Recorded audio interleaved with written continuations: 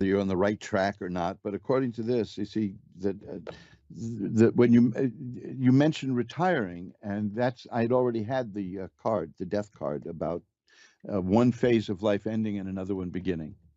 Now, the reason, of course, that the cards don't really go into predicting death is because that's always there in our future. The further Hmm. away, the Yeah. better, usually, Yeah. but I've been reading for years and years and years, and only one time did I ever see anything that looked remotely like imminent, disastrous death, and that's Hmm. that was just once. But it turned out that it was about somebody else. That's why I didn't want to talk to the person on the air about that. I said the cards. I got to talk to you privately about this, and it turned out that it involved a child who was murdered. But Oh, generally, but that's for all the other cards that were around it. Generally, in this case, it's perfectly it fits perfectly with what you said, that you're going to retire, and yeah. that's a wonderful new phase in life. And there you go. Hmm. And the money is what's on your mind about this, but happiness is there too. Yeah. So Could the I death think it, card also be like the end of a marriage as well? There's issues well, there. it it's the end of one phase. If you were specifically asking me about a marriage, there are other cards that directly relate to relationships and things like that. But overall, Yeah. it really just means that the end of one period of life and the beginning of another. Right.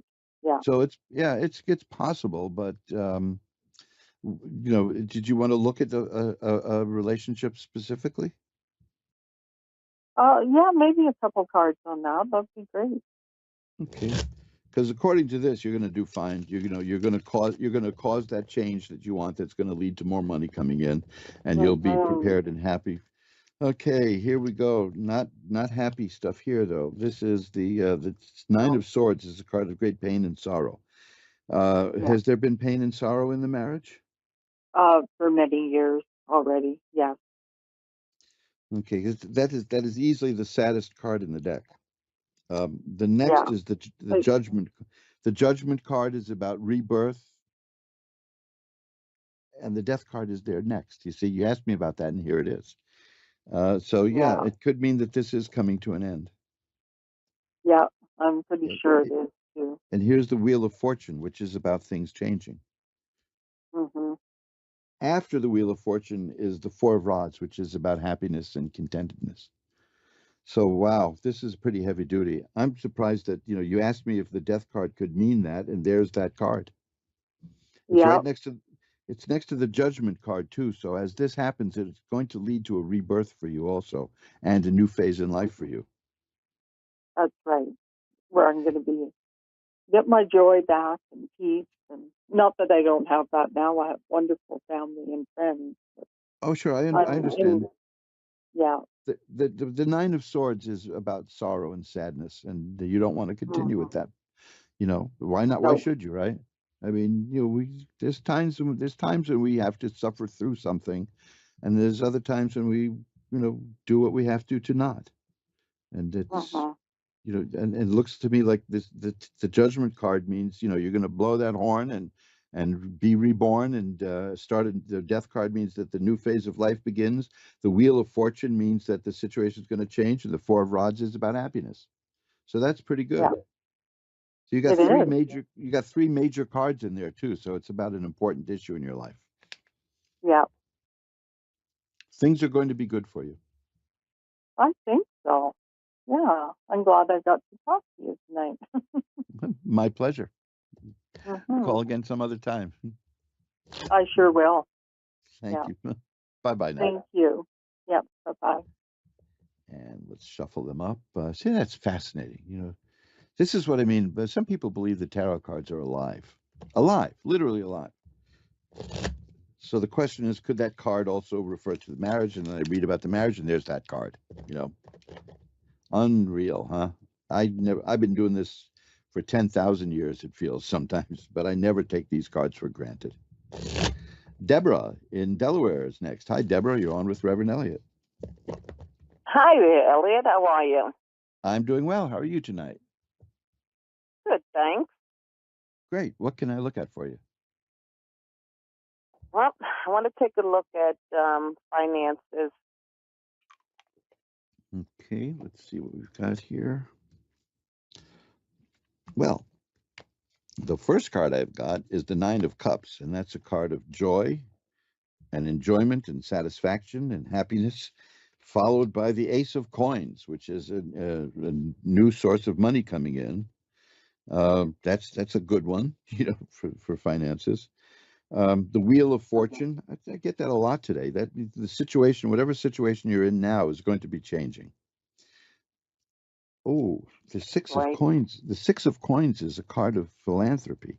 The Six of Coins is a card about getting money, about somebody laying some cash on you here. Now, that could be a gift or it could be work. There's money coming your way there. And the more important card to me is I'm the Ace. selling some properties. Oh boy, there you go. You're going to do all right with that, according to this. My favorite card here, though, is the Ace of Swords, because the Ace of Swords is about your mind is expanding, your mind is growing, you're changing the way you think and see the world. Am I correct? 100%, Elliot. I have to. Yeah, well, Mm-hmm. there it is. You're doing Absolutely. really, and you're doing really well with that, according to this, and that's going to give you the things that you want. Uh, It's let's see. Yep, beautiful. that's the Knight of Coins is here. The Two of Coins. Here's the Seven of Coins. All these coins. Yeah, money, right? It's coming. The Yes. money's coming. Mm-hmm. Yeah, Yes. you're surrounded. You're I'm surrounded by auctioning off. You're surrounded by money cards. So yeah, you're gonna do all right. Oh, that's great. Yeah, that's great. Yeah, because I'm auctioning off some properties and just, really trying to restructure my finances. And yeah, it's been a learning experience. So yeah, my whole outlook has changed. Well, here's the Page of Even, Coins again. hmm? Here's the Page of Coins. That's the beginning of the actual appearance of money. So it's not like the Knight of Coins is theoretical. The page means it's here. So yeah, you're going to do all right, money wise. And I get here. Great. I Now, shuffled up the cards, and here it is again: the Ace of Swords and the Six of Coins. that's Yeah, just, there's no doubt about it. There's money coming your way. yeah, thank God. Let me ask you now because the ex-husband is coming home from jail. I really don't want him here with me, Mm-hmm. but he has no place else to go. How is that going to work out for me, Elliot? Well, if you don't want that, is there anything you can do? Is there any legal actions you could take? Oh, yeah, I will. It's just, Okay. I'm just going to help him get on his feet and everything like that. And, yeah, and then get senior citizen housing. Well, you see, I've got the Two of Swords, which is about kind of like a situation that isn't going anywhere. It's like a stalemate situation. So be careful that it doesn't become something sticky, that you get stuck in. Okay. That's other than that, I mean, the cards I see looking into ahead for you, Four of Rods. I keep getting that today. It's happy home, especially. And the Sun, which is healing and health and growth and happiness. Um, oh, do I have to tell you this again? The Six of Coins. It's the third time it's shown up when I shuffle the cards for you. That is the card that you take a look at it. Son. It shows a person handing out money. I mean, there's nothing you can do about it. You're going to do well with the sales, according to this. But with the situation you're Right. talking about, it's like just a warning to just be careful that it doesn't become a situation you're stuck in. Yeah, I've been stuck for 36 years, and I just want to be free. But I'm going to push him to. He's at the age where he can get senior citizen housing, his Social Security. So that's what I'm going to push him towards, for sure. Well, I certainly hope my time. I certainly hope he's doing better. I mean, obviously he's had a terrible experience, but and so have you. I just Yes.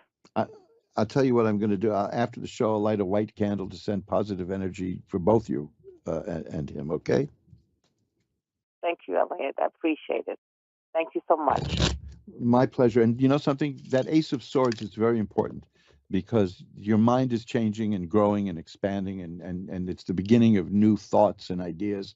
And that's a very difficult time for a lot of people. I joke about you can always tell when you're growing as a person because you lose all your friends, you know. So absolutely, and I'm fine with that. Mm-hmm. So yeah, that's the main thing. So hang in there, okay?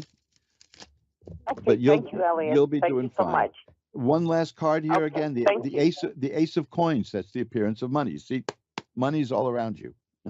I should get to know you, right? Oh, that's you. Thanks for calling.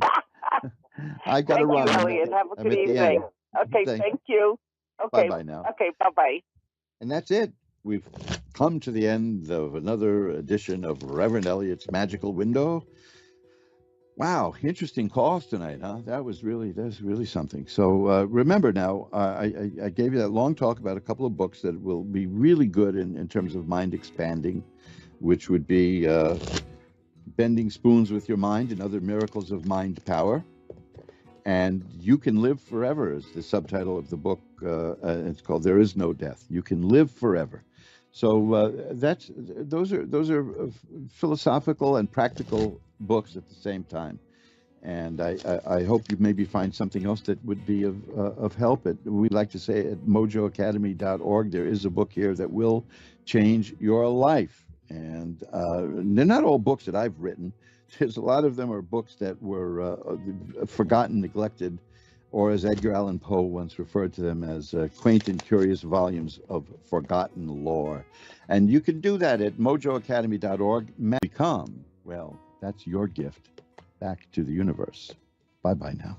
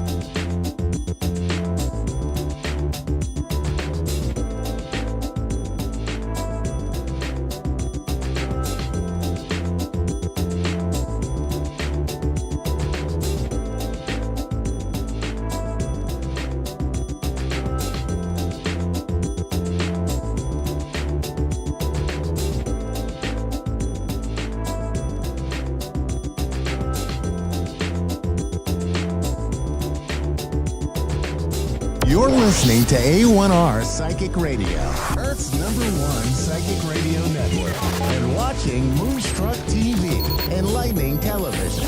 Welcome. Time for your time to shine with Julie Yeagerwalk. Julie Yeagerwalk, live from Wings of Souls with Julie.com. Connect direct. In North America, dial 888-454-2751. In London, 20-3519-2158. In Sydney, dial 02-8488-3147. Or online, contact us through our Facebook page, facebook.com/psychic radio. Or one of our websites. Ask ask1radio.com or moonstruck.tv. This is your time to shine On A1R, the Ask One Radio Network. Good evening, everyone, and welcome to Your Time to Shine, a radio show designed to help you explore your own divine gifts. Good evening. Welcome to this super full blue moon. I hope you are doing well on this evening and are thinking about all of the wonderful things that you want to manifest in the coming months and in the next couple of years. And we'll talk about that in just a moment. But first, I wanted to give you some exciting updates. I know I tempted you a couple shows ago about some of the exciting things that I am doing and launching. Wanted to give you just a little bit more information about all that. You can find coming up on my website very, very soon. First, I'm going to be in Portland, in Northeast Portland at the MeWe Metaphysical Fair on September, I have to look at my notes, September 16th. That's a Saturday. If you're in the Portland area, do stop by in Northeast Portland. I'll be doing mini readings as well as I've got some product and some things to share and things for sale. And stop by, put your name in a drawing to have a free 30-minute reading with me. Woo, sounds exciting. Next, I've got going on in October, I've got the Angel Within Retreat that I am co-hosting with my very dear friend and amazing medium, Melinda Heathcote. We have a couple of guest speaker healers coming in for the weekend. We're going to be in Bonnyville, Canada, October 14th and 15th. You can check that out. It's up on my website now. And for another week, we're running a spectacular special for the weekend. And you can find all the details there on the website. It's going to be full of magical healing and transformation and meeting new people and learning new tricks and tools. It's going to be fantastic. And I get back just about a week and I'll be in Astoria, Oregon at the Purely Magic Metaphysical Fair, October 21st. From, I believe it's from 4 to 10 in Astoria. Again, I'll be doing mini readings and having some product for sale. And also you can drop your name in for a free 30-minute reading with me. So come check it out. If you are in the Portland area, don't want to miss out on these spectacular shows. Lots of fun and things going on besides me being there, but come and check it out for yourself. And do check out the Angel Within Retreat. I guarantee you will be disappointed. All right. So talking about super full moon, blue moon. Wow. If you got out and you could see the moon last night as I did, can't see it tonight. We've got clouds and rain here in the Pacific Northwest. But last night was clear and amazing, and it was magnificent. So got out for a little nighttime jaunt around the neighborhood to take in the magic. But tonight is actually the full moon, is actually that celebration. And so before the show, I sat down and wrote out what it was that I was wanting to see in my life in the next, couple months, actually. But you can sit down and you can write out whatever it is, whatever that looks like for you. It, a couple months from now, it could be a year from now, whatever that looks like. Start planting the seeds. The super full moons are a perfect way to do this. They have this magic, magnetic energy, and it is a perfect time to write those out. You can do it in all kinds of different ways. You can visualize it. You can write it down. You can meditate on it, whatever that looks like for you. But take this time. You still have a few hours before the evening is over and into the early morning hours where you can write down all those manifestations that you are looking to plant the seed and come to fruition. So take some time tonight. I know it's late. It's kind of short notice, but I'm sure you already knew that it was upon you. If you haven't been feeling it, whoa, I sure have. Wow, it's been an intense one. Like all super full moons seem to be. So I've been feeling the effects of that for a few days, few sleepless nights as well. So if you were among those that are feeling the effects, know that you are not alone. A lot of us are feeling that. But do sit down and write your intentions on what that is that you want to have manifesting in your life. Perfect time to do it. All right. Right now, boy, that was a lot of information in a very short amount of time. Do come back and check out the recording or head to my website at wingsofsoulswithjulie.com. I will be putting all the information up on the website about the events coming in Portland, but the Angel Within retreat is up and running now. All right, we are going to head to the phone lines. We've got Renee in Maryland. Good evening, Renee, and welcome to Your Time to Shine. Hi, good evening. How are you this evening? I'm good, thank you. Good. What is it that I can do for you this evening? I'd like to know if you feel my son around me. Okay. Renee, let me check in here and let me see what kind of a message that he might be able to bring through for you. So as I do this, there'll just be a little moment of silence and then I'll be right back with you, okay? Okay.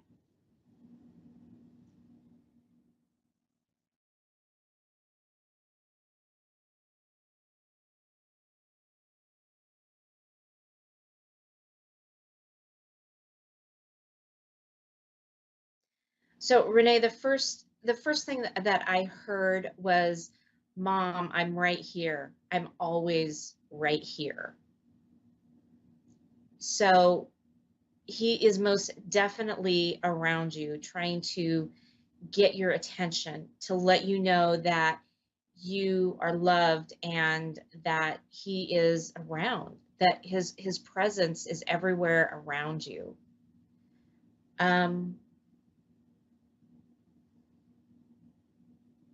What he is showing me is that you have felt it, but you've kind of brushed it off as, oh, that's nothing. That was me just wishing upon it, wishing it to happen.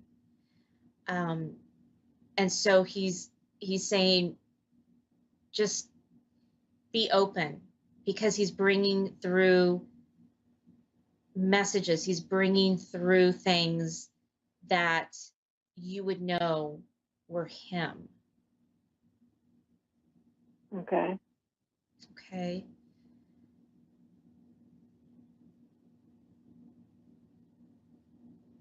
It's like he's showing me that he is wanting you to be okay. He's reaching out and he is just wanting to let you know that he's there and then make sure that you're okay. He just keeps saying, I want her to be okay. I want her to be okay. He knows this has been a big shock for you to have to try to digest. Okay. Okay, well, that answers my question. I'm glad. Did you have another question? No, that was basically the main question I had. Okay. But well, thank you so much. You're very welcome. Have a great evening. You too. Bye-bye. Okay, bye.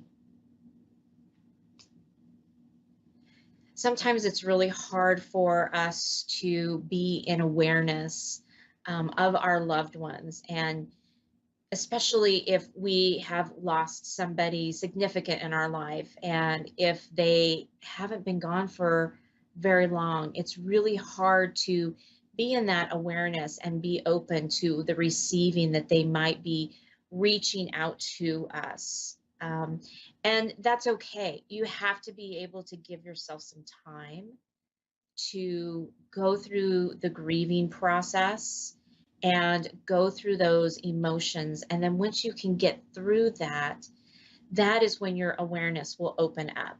That is when you will be able to maybe see or hear or feel or even know that their presence is there. You know, I've talked on the show previously that, you know, our loved ones leave us little messages, whether it is through music and song. It could be the chorus of a song. It could be the name of a song. It could be a message on a license plate in the car in front of you, or a coin that you find, or a penny as you are walking to your destination.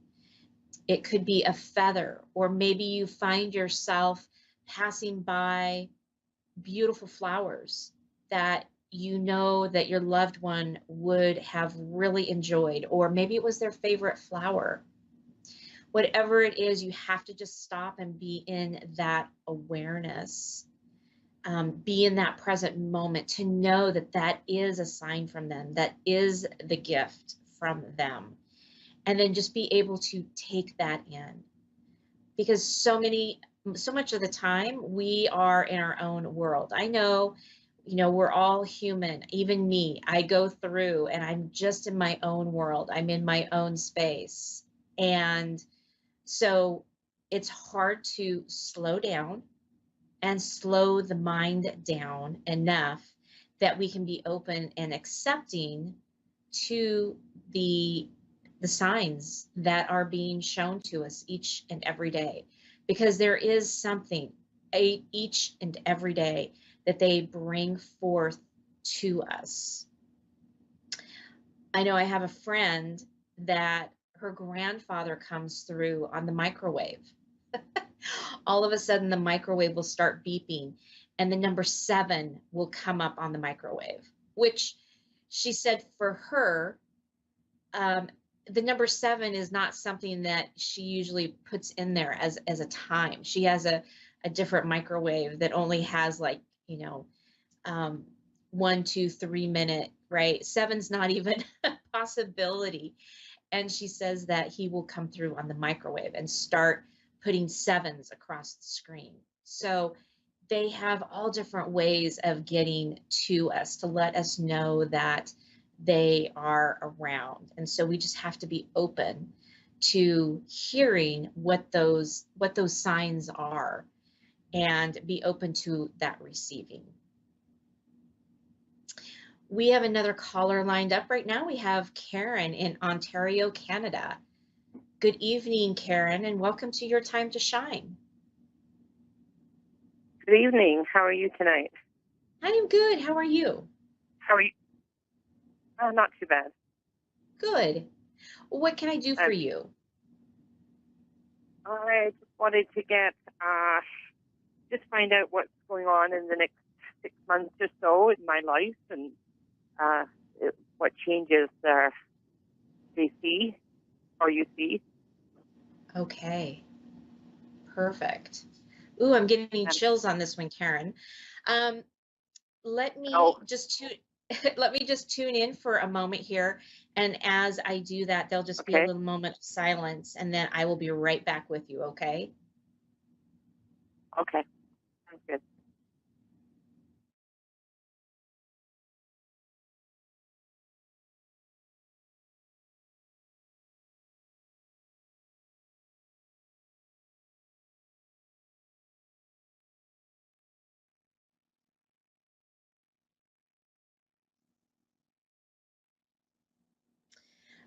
Karen, so as I was sitting there, I'm getting chills up and down my body, and I'm getting like fireworks going off. Exciting things are coming, and Okay. What they're showing me is that you've been waiting for these changes for a very long time. And it's almost like being in a state of amazement that I've waited so long for this. It's hard to believe that this is really going to happen. So it is going to happen. Okay. So Well, that's good. yeah, right. I need something good in my life.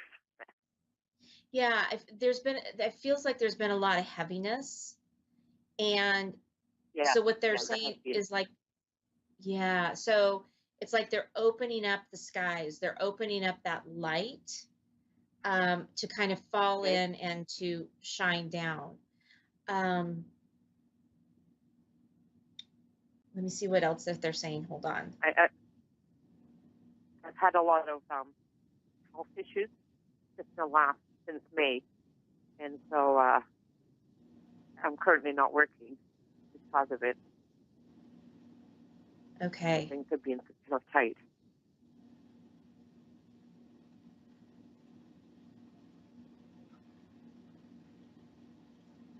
Yeah, what they're showing me is that as far as that job that you were at, it was like it was time to move on. And sometimes things happen within our lives that kind of force us or force the hand per se, and that's what Spirit's showing me right now. Is that it was time. It was time to go, and sometimes we won't leave on our own accord without a little help. And so it's sometimes very maddening and frustrating. But they're showing me that you've got something coming up, and it's going to be exactly what you have been hoping for. Okay. Do you see me going back to work, or is that going to be done? I do. But I also see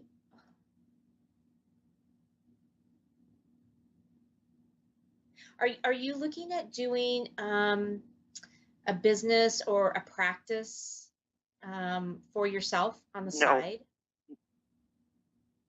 No. Interesting. Because they're showing me you dabbling in some other type of business. Like writing, or I'm sorry? like writing? Like books, writing? or... Is that what you said? Yeah, writing. Okay. It's within the spiritual realm and the energy realm of it. It's like are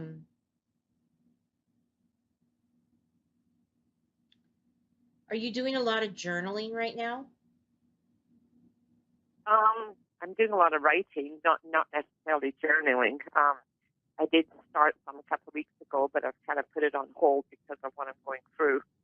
But I just thought it might be something that, based on what I'm dealing with, that I might start writing something about it, and hope that it helps other people. Exactly. I was going to say the world needs to hear what you have to say. Okay. Okay.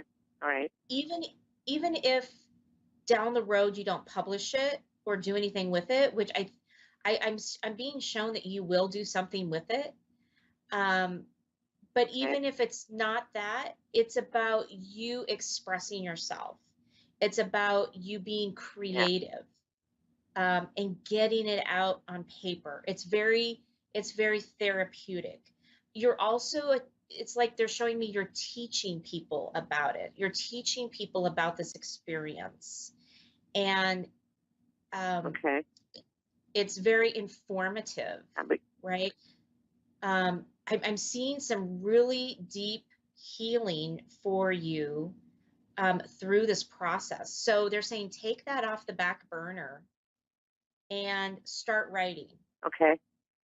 You can always Right. edit out whatever it is that doesn't feel right, but use this as a tool to get that out.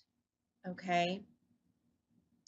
Okay. All right.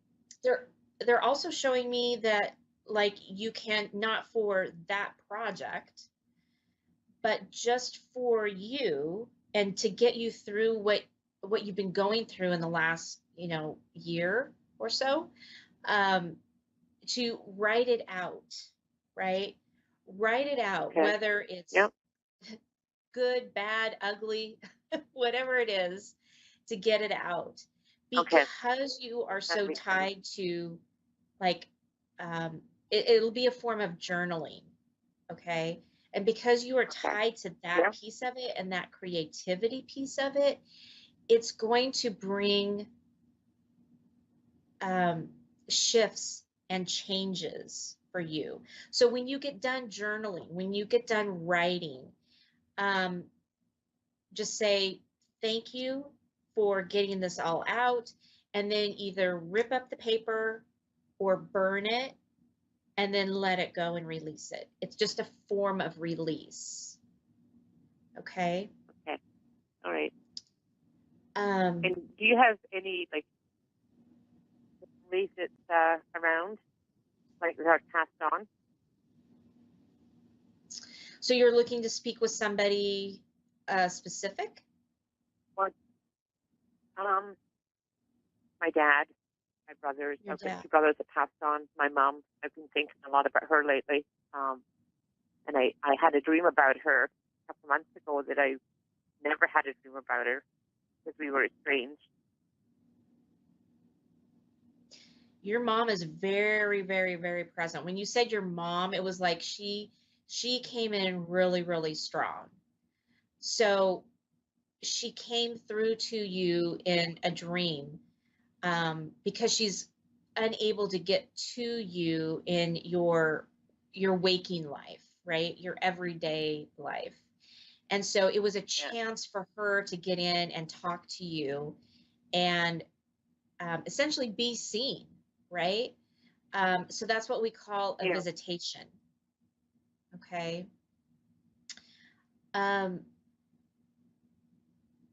She's saying you need to get on that writing. That, you're too creative. You have way too much knowledge not to share that with everybody. Yeah, Okay. I have gained a lot of knowledge in what I'm dealing with. Yes. Considering I didn't know anything about it before, so yeah. Okay. Yes. Yes. I will work on that. Yeah. And do it now, because once you get into another job, you might find it a little bit more challenging to find that time, but still carve out that time, even if it's 10 minutes a day. Okay. Find that time to carve it out. Okay. I will do. Yes. This new job is going to bring you a little bit of shift and change that you're needing. They're showing me it's going to bring in clarity for you. Maybe some aha moments, because what it's going to do as you start this new job, as you start this new endeavor, it's actually going to be a relief. And so as you feel that lightness, then you're going to be able to open up to more possibilities, whether that be spiritual, emotional. So it's just going to lift off all of the things that are weighing very heavy on you, and it's going to allow you to be able to see past all of that. Does that make sense? Yeah, big sense. Yeah, totally. Okay. Okay. Well, thank you for that.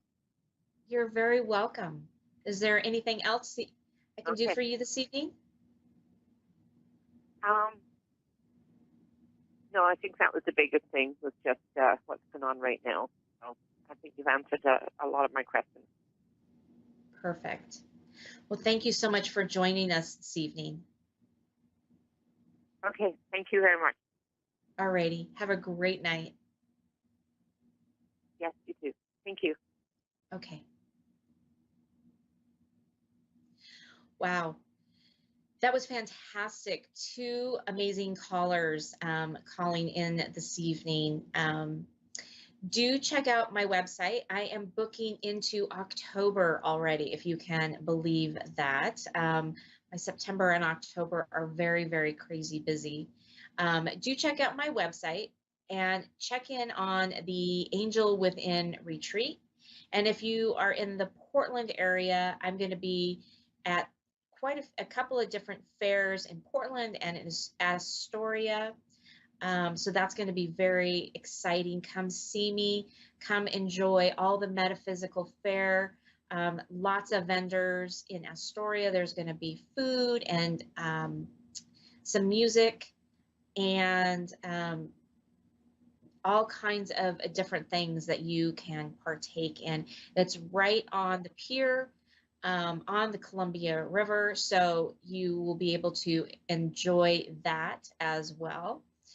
And remember, tonight is the full moon. You've got one more night, maybe of a sleepless night, but hopefully after tonight, that energy pull from that super moon will release a little bit and you will be able to rest a little bit better tomorrow or maybe the next night. I'm looking forward to that. It seems like after a full moon, it takes me a day or two to get back on track with my sleeping habits. So I am looking forward to that. And whatever you do this weekend, we have a 3-day weekend here in the States for Labor Day. And many of our kids go back to school. So kind of like the last hurrah of the summer. So I'm hoping that whatever it is that you do this weekend, you find love and joy, get a little bit of rest after this super full moon. Would love to hear from you. You can reach out to me on my website at wingsofsoulswithjulie.com. Have a wonderful 3-day weekend to all of those who are living in the States. Enjoy your weekend and be safe. And we will see you next week. Hi, good evening and welcome.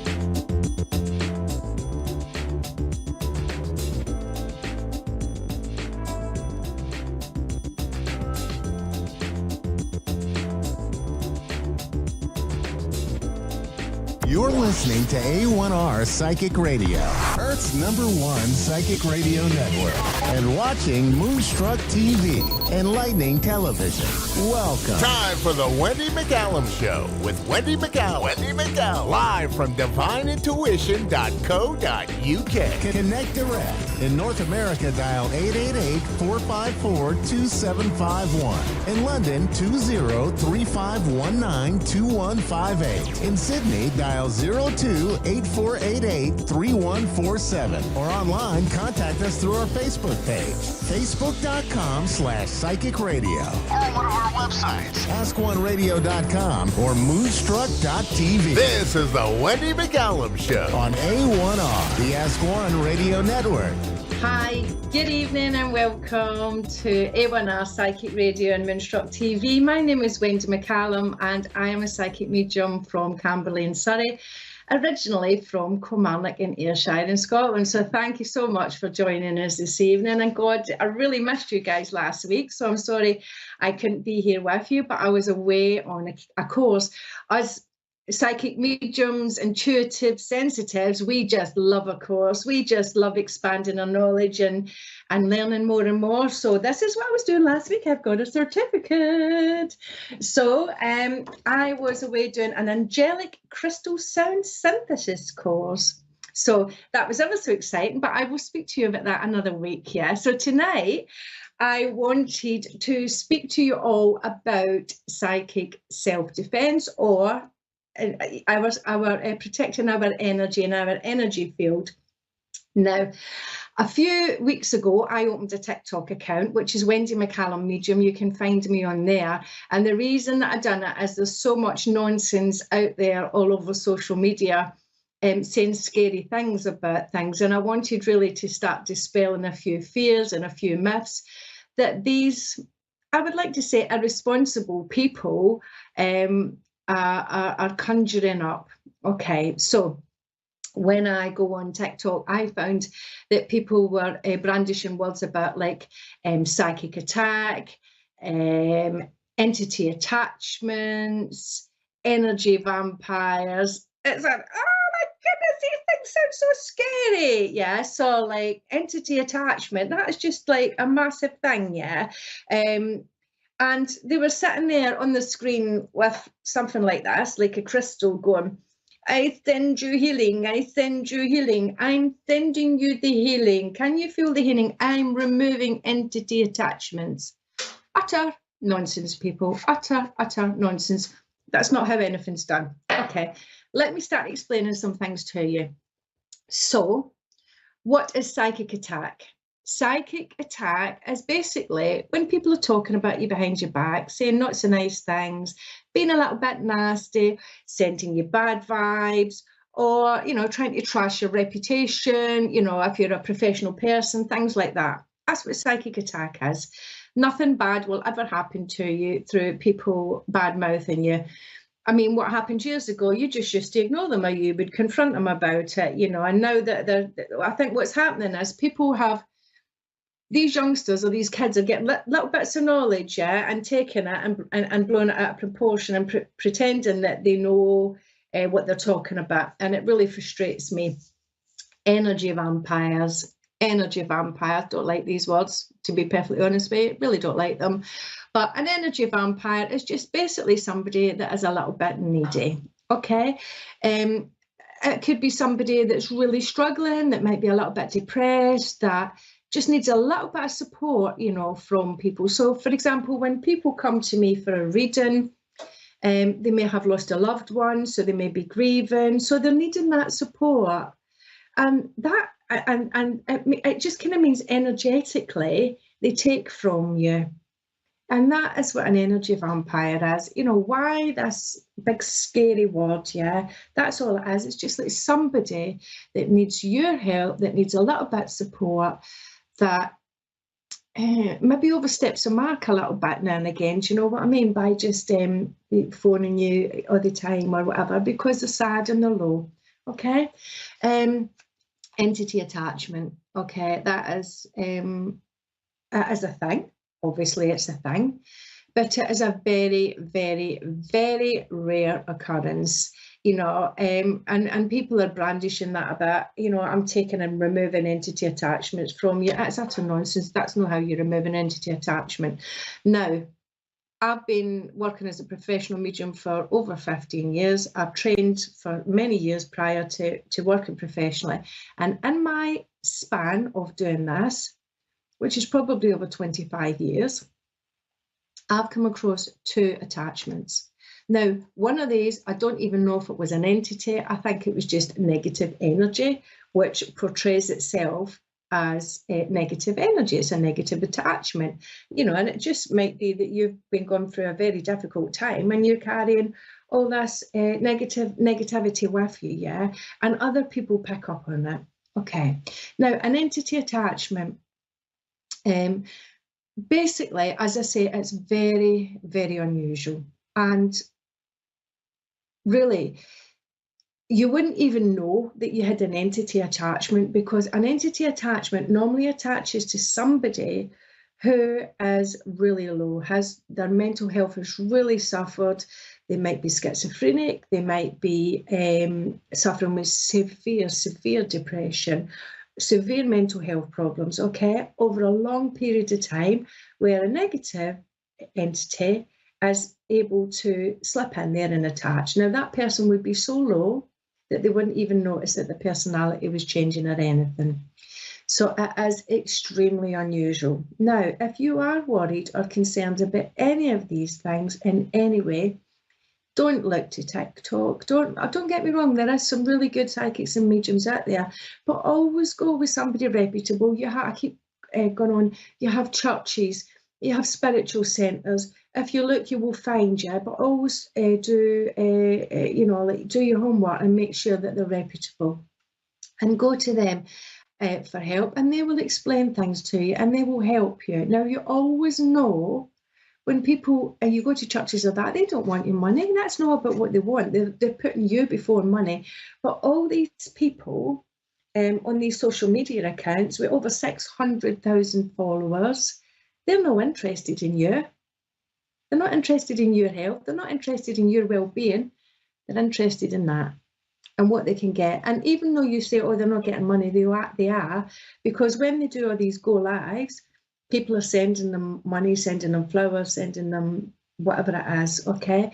And then what they do is they string people along, so that if you get a private reading with them or a private session with them, they'll say, you need to come back till I remove it again. You need to come back because you need more work. You need to come back. Probably take about 6 sessions.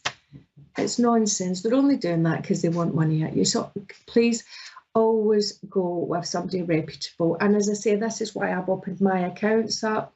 I don't feel comfortable going online and going live and things like that, but I feel so strongly about it.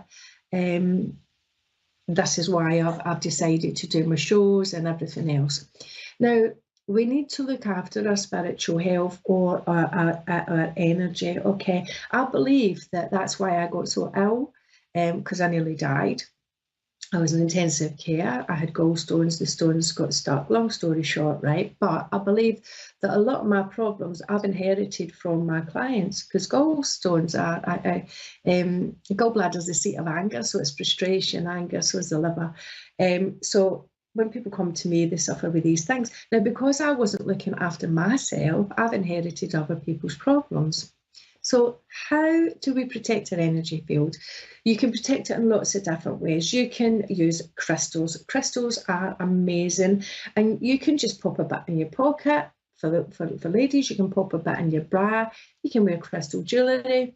I've got that moonstone on my neck today. I don't normally wear stuff, but you can wear the crystal bracelets, okay? But have a little bit beside your bed or underneath your pillow.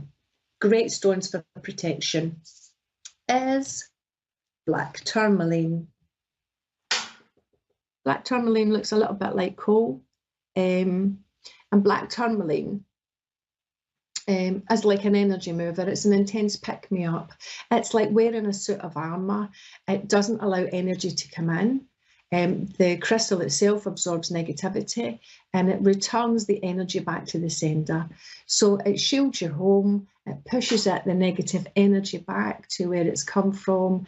It's great for empaths. An empath feels other people's feelings.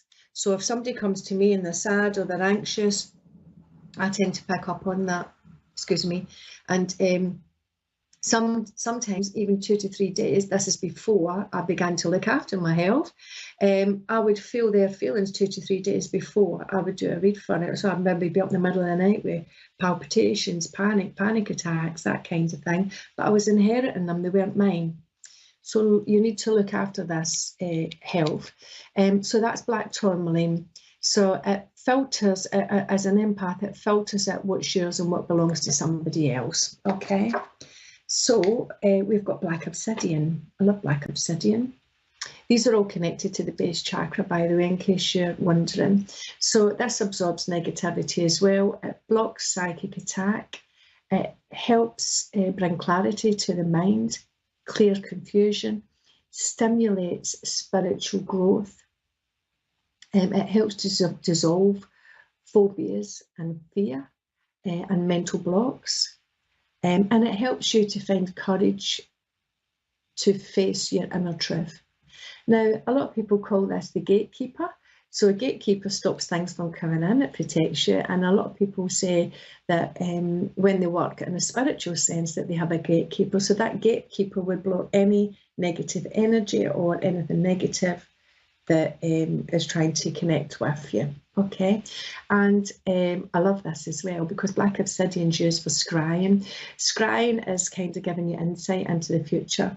I don't have it here with me, but I've got a black scrying mirror. So basically what you do is you look into the mirror and then you might see things in the mirror. So you might see faces and things like that. It's really lovely, quite exciting.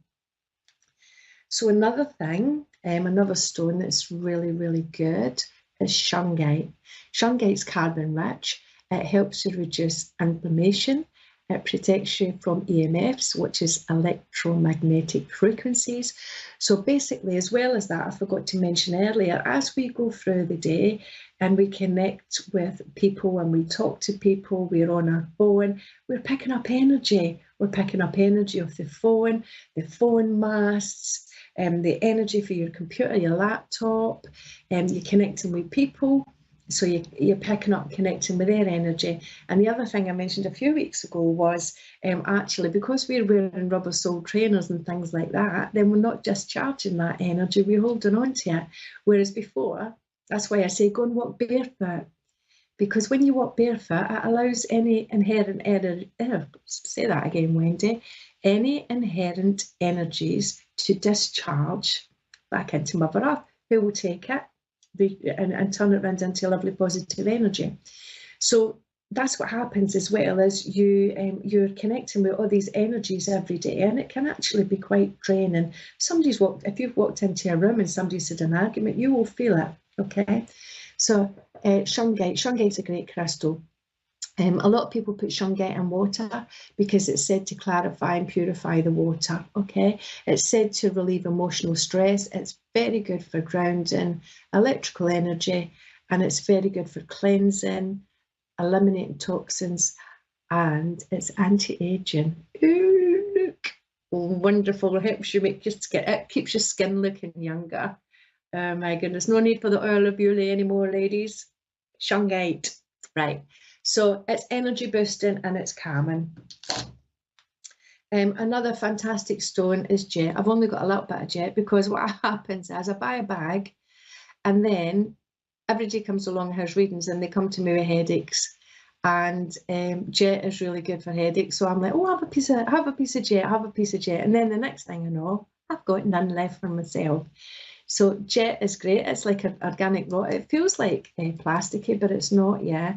It helps to draw negativity out of the aura, of the auric field, yeah. And it just helps to build strength when you feel weak or vulnerable. It helps to release anger or dispel anger. It helps with fear and worries. It's very calming, and it helps people that are suffering with depression, clarity and positivity. So I haven't got through all the crystals yet. I've got a minute left, I'm being told. Another great crystal is clear quartz. Deflects negativity, attracts positivity, set a clear intention to do it, and it's a master healer. Another good crystal, smoky quartz. Again, it deflects negative energy, EMFs, protects against negative influences, very grounding, neutralizes negative vibrations. And it's great for elimination of the digestive systems.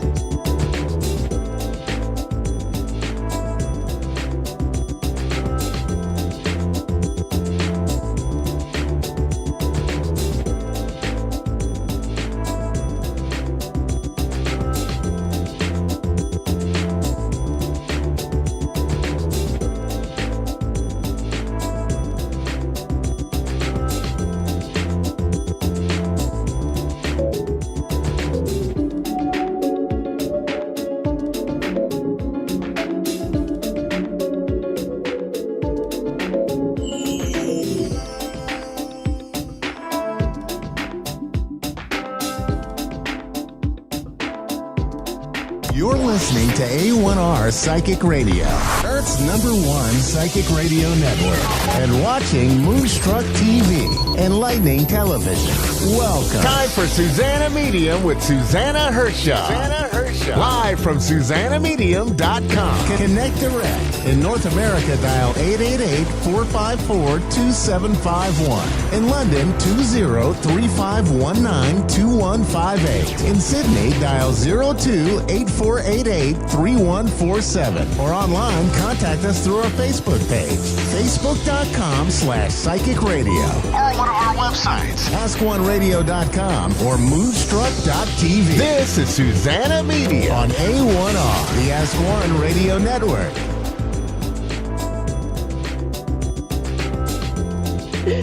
Oh my goodness me, lovely friends. Thanks very much for joining me. I tell you what, I was just asked to do some disco dancing. I tell you what, I will do my best. I'd like you to look at and see and feel the space where I am right now. Apologies, Mr. Dave. So here we go. We are here. Now, there is no chance that I'm going to do any dance right now. I'm sitting here in this one spot because I'm so proud of myself setting up everything in a different room today with all the everything what you have here, your little microphone and little lights and all kind of things, and very, very carefully sitting here and minding my gestures and movement not to kick down or fall, something would fall, all those things. So here we go. So I'm just going to sit here and having my core, and I might be just using my hands here while I'm talking to you lovely friends. So thanks very much for being here, and I'm starting my show now. So I hope you are all well, and you are watching and listening to this one particular show, Susanna Medium, and I'm your show host, Susanna Medium, from the UK, and this is our episode 101. And I said to myself, you might want to do some psychic 101 question and answer session, but actually I ended up thinking of something else, since we are in this room where I have some little objects behind me. If you can see me, I love this room. This is the coolest room right now in the house, because here in the UK we are having some quite nice end of the summertime here.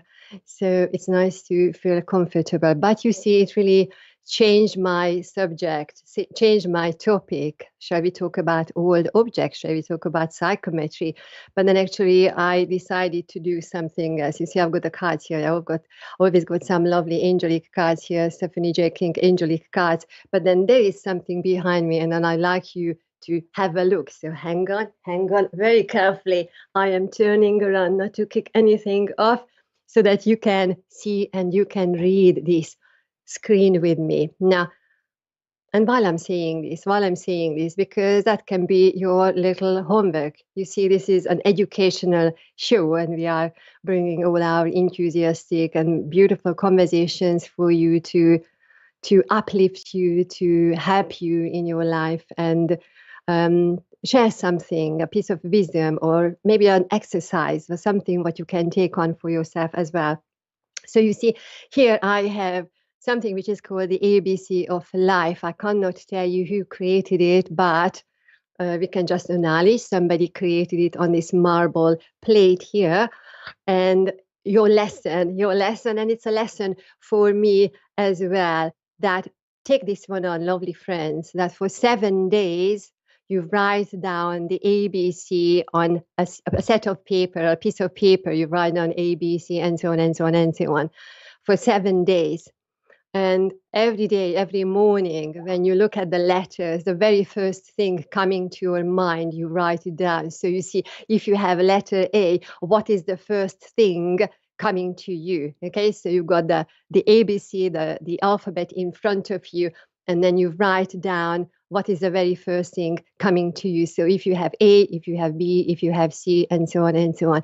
And just notice what is coming to you immediately, whether it is a high frequency word, a high frequency, powerful, creative space or phrase, or we are bringing a different energy to ourselves. So just notice what is going to open up for you for 7 days.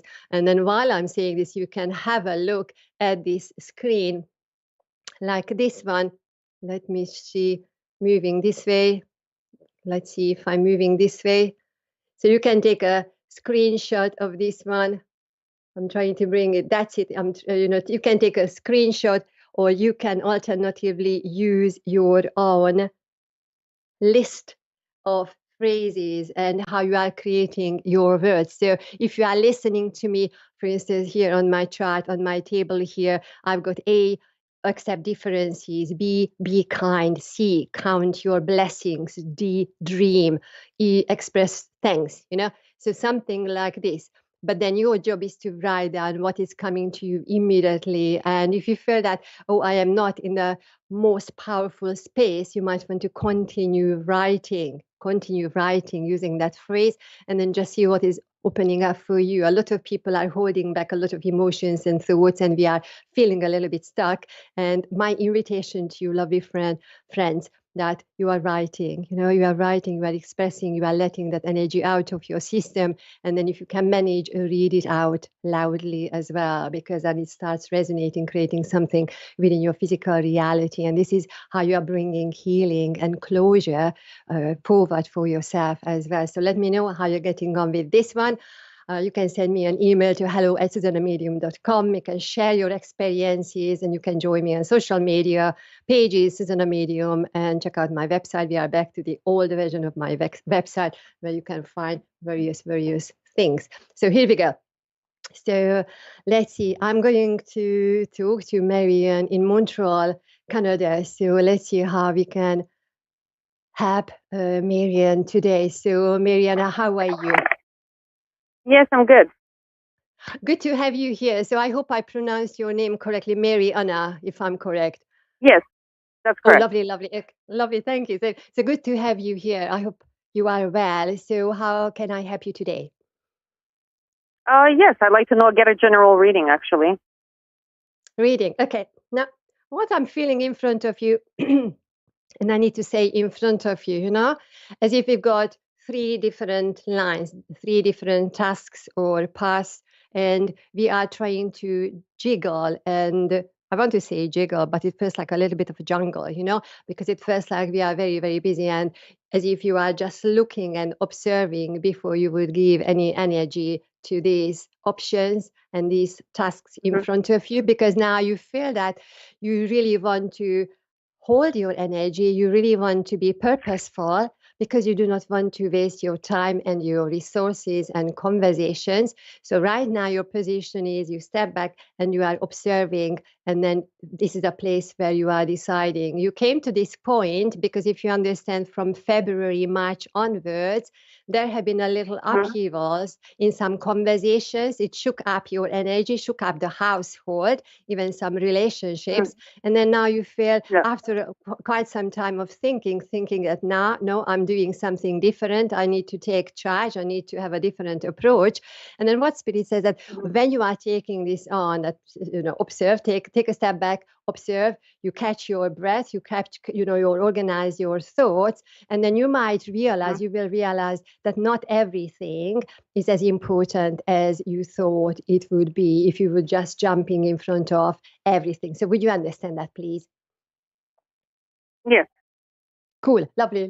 Now, Spirit is also, thank you. Spirit is also talking about a conversation with a male energy. So it's a partner or a husband or a brother, but it feels like it's within our generation, And then what Spirit says that while you are focusing on how you are moving forward, February is also a turning point, And I'm doing a doorknob here, February, March, It's like a new opening for you.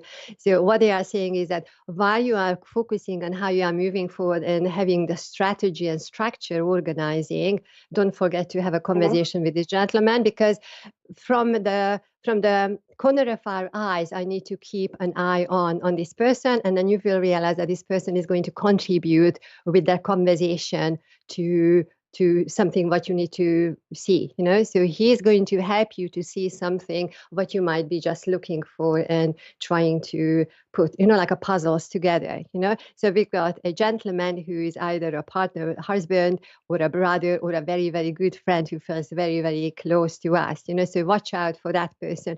And then also there is a different generation, whether it is a father or grandfather energy, if you understand, whether they are here in our reality or in spirit consciousness. There is a gentleman who's a father, potentially a grandfather, who is not directly stepping in, not directly contributing to your life or to your way of being, but then just keeping just wants to be at the backstage, not wanting to come forward. Yes. And then it feels like there is, as if you haven't seen eye to eye for quite some time, and he doesn't know how to deal with that situation. So would you understand that? We've got a father, grandfather, whether they are here or in spirit, and then they are very much in there, or he's very much in his mind, because he's just going through past conversations. Okay, he's going through past conversations, and then that is not really helping him to open up for you. So would you understand that, or potentially grandfather with that energy, please? Yes. Yes, you do. Thank you. Thank you. So you see, it's interesting how Spirit is showing you the way how you are moving forward, because there is more clarity and intention, and you are putting all your might into that, like now or never, I'm going for everything. And what Spirit says that, just like if you can see me, I'm opening my hands and then opening my energy, and then saying to my God consciousness spirit that here we go, I am as I am. This is what I have. This is what I want to do. Show me the way, and then you need to know that finally they are acknowledging that finally you go to this point that you have stopped asking the questions what you have kept on asking over time, like 2 or 3 or 5 years, it's like long way back. But then now you took a different approach altogether, and you are not going to stop. And just what they are saying is that by you observing and watching, you will realize that things are going to be simplified for you. The way is going to be shown to you, the path is going to be shown to you. It feels like personal relationship and work-related energy. It's like as if you are in your own bubble, and then you are observing and you are feeling the energy around you, but you are not going to be impacted by what is happening around you as much as you might have been affected before. And then you see, while I'm saying this verse, it feels like as if I'm not breathing easily. So just check your breathing, the breathing pattern. It feels like a little bit shallow, as if, I usually speak very, very fast, but then with your energy, I need to roll. So what Spirit says, yes, you can have the rolling energy, but then make sure that you keep yourself in balance within your physical body. Catch your breath, check in with your own breathing patterns, and it will come for you when you are taking a step back, breathing. I am here. Okay. And then from there, that space, then I am take every day, okay, that is my day. Let's see what is on my schedule. That is what is the new thing I am bringing into my reality. Now, interestingly, Spirit is showing me a monkey. Now, I don't have a monkey jumping up here in front of me, but metaphorically, they are showing me a monkey. So if you understand a monkey, either you have a picture, I have a character, or you've got anything, or a meaning of a monkey. Would you understand that? Yes. You do. So it's one form or another. Interestingly, what they are showing metaphorically, that I need to have a conversation with that monkey. Okay, so what is the monkey? So you got that monkey, you've got 30 seconds. You've got the monkey in front of you, and just listen, watch out for signs, because what that monkey is showing me, that he's going to help you. It is going to help you to show the way, So even if you feel now I'm going this way, but then watch out for the monkey conversation, monkey sign, because you will follow what the monkey knows, you will be guided where you need to be. Okay, so here we go. I've got only a couple of seconds left. So, Mariana, thanks very much for being here. Send me an email so I can finish your conversation, because a lot of good things, you need to focus. You need to focus on where you are going, I'll give you a card very quickly. Courage. Your card is courage. So here we go. Let's have the courage, take a deep breath, ground yourself, and then just go for it. Okay. So thanks very much for being here, and let me know how everything is working out for you. And then the rest of you, my lovely friends, check back in 7 days time. It's going to be 102 session or show next time, and listen to and tune into all the others shows and presenters. So A1R Psychic Radio and Moonstruck TV behind the scene screen there over there. Thanks very much. And I can't jiggle anything because I'm watching the wires and the lights and everything here. So lots of love, many blessings, and see you next week. Thanks. Bye.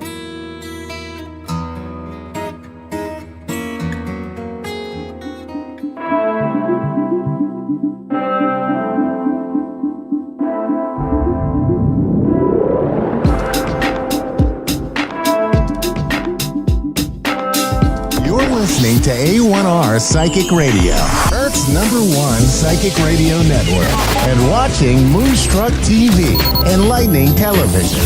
Welcome. Time for astrology and psychic readings with Lady D. Lady D. Live from LadyDSpsychicParties.com. Connect direct. In North America, dial 888-454-2751. In London, 20-3519-2158. In Sydney, dial 02-8488-3147. Or online, contact us through our Facebook page, facebook.com/psychic radio. Or one of our websites, askoneradio.com or moonstruck.tv. This is Astrology and Psychic Reading on A1R, the Ask One Radio Network. Hello, welcome to Astrology and Psychic Readings. I'm your host, Lady D. So we've got a lot that's been happening, and I know we had that full moon that was for me last night, or there could be something about being overexposed. About information or just something being overexposed. I'm going to feel this, and it could be like as not. You might find Jupiter won't be as strong. Jupiter is a planet of luck, and that is in Taurus, which does rule money and our security. So we might not feel the benefits of this energy it's moving forward. When it goes backwards, it's kind of like it's more inward, and it's like it's building up energy. As it goes back, it will start to build up. So when it moves forward, we'll start to feel that energy again. So this week we've got some things that could be coming up, and it could be the fact that there could be, you might hear like government sort of to money or some sort of financial, or people wanting more support. There could be also some unexpected events that are coming up around you as well. I could be feeling a bit nervous energy coming up too, or people feeling a bit bored, or people or there could be something about being overexposed. It could be like information or just something being overexposed. And it could be a time to just go within, enjoy nature, enjoy the simple things in life, and just wanting having that peace and harmony, and more enjoying that side of things more than going out trying to be fulfilled, and it just may not work out as well. We can also feel like this week I had something interesting happened when I was at the shop that I work at. And it was a lady that came in. She'd already brought some stuff in, and she came in and she asked me, because she came back to buying things. She wanted to know what she could buy that would make her house get sold. And I just know with the planet, it's not a good time for houses to be sold, just with especially with Venus and Mercury in retrograde. And she's saying, she brought candles, she had brought like a lucky charm, she had sage, she had done all these different things. And it just got me thinking. I sort of said to her, it sort of caught me off guard, that maybe it's not the right time for her house to be sold, because you got to wait for the planets to align, or you wait for just the right time. You have a destiny to fill, and the right person that's going to buy her house hasn't found her yet, hasn't come across her. So it's not a fact that and it's people that like to manifest. It's like they do all these different things and these rituals, and they get it now. But sometimes if the universe is not ready to give it to you now, you're not going to get it now or when you want to get it. It's when it's the right timing, and if you're going to get it. So it's just interesting. But I feel like people are doing it at the moment, where they're trying to manifest and they're doing all these different things. And if it's not working out, it's because it's just not the right time yet. Let's go to the first caller today. So we do have Sue. He's in Perth in WA. So hi, Sue. How are you going? I'm going well. How are you today? I'm going good. It's nice to hear from someone like in Australia. How can I help you today? Well, you can tell me a few things if you'd like to. Yeah, what do you want to know? You? All right. Yeah, what? I would like to know. I have a son who's 43. Mm-hmm. He wants to go and work in mining overseas. Will that happen for him? My second question is, how do I get off this scooter after I've broken my ankle? Because I really would love to walk again. Okay. I'm also seeing a man, a man with spirit too, with some animals. But the man, I feel like he's just on a porch, and he's just overlooking like land. So I don't know if you have someone in spirit that own property or land. That's my dad.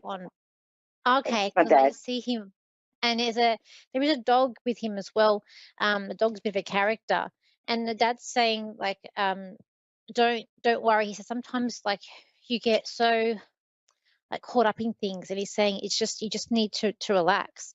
And she's just also saying that the boy will do what he wants to do. You can't hold him down, you can't tell him otherwise. And it's like he's got a mind of his own, and it doesn't matter what you say, he will just do what he wants to do. It's like he's got to find out the hard way for your son. You are so right. Yeah. This dog that is with him had a sweet tooth. Like this dog, I feel like had a bit of a sweet tooth that's with him. Sorry? The dog that's with your dad has a sweet tooth. So I feel like the dog would eat like donuts. No, it's my son with the gold. Oh, okay. All right, let's have a look here. He doesn't want to work on the surface. He does not want to work underground anymore. He wants to work on the surface. And that's why he wants to go work overseas. Look, I have a feeling he needs to stay here. I feel he does need to stay here at home.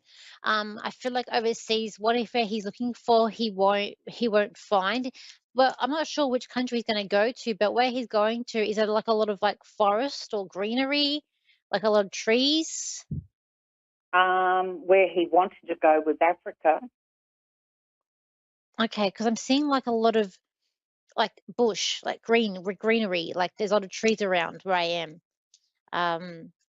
There was green at where he wanted to go, yes. Okay. I keep on hearing, he needs to stay here, but at the same time, I know you can't stop him, and I do see a plane, so I do feel like he's gonna try it out, but he may not find exactly what he's looking for. I feel like his accent's going to get in the way, like the people won't understand, like with the accent that he's got too. I mean, like I just hearing like because he had we all think we sound how we sound, but I'm hearing he has a thick accent, and like to us he's not going to. To us he's just going to sound like how we all speak.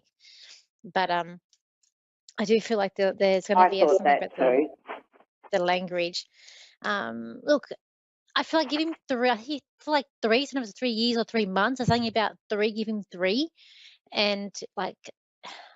I do feel like he'll come back. I do feel like he'll come back, but he needs to experience for himself. So it doesn't matter what you say. And if you said, I said that you got a reading of me, I said this, he's probably going to think you'll be crazy, because it's going to be his life, and it's where he wants to go. Do some quick cards. And that's what I've said to him. You only get one life, and you need to live it to the full. You don't need to worry about your mum. Yes. Yeah. He's just trying to get ahead as well. Like I feel like he's doing quite well, but he wants more, and he really wants to try and get ahead.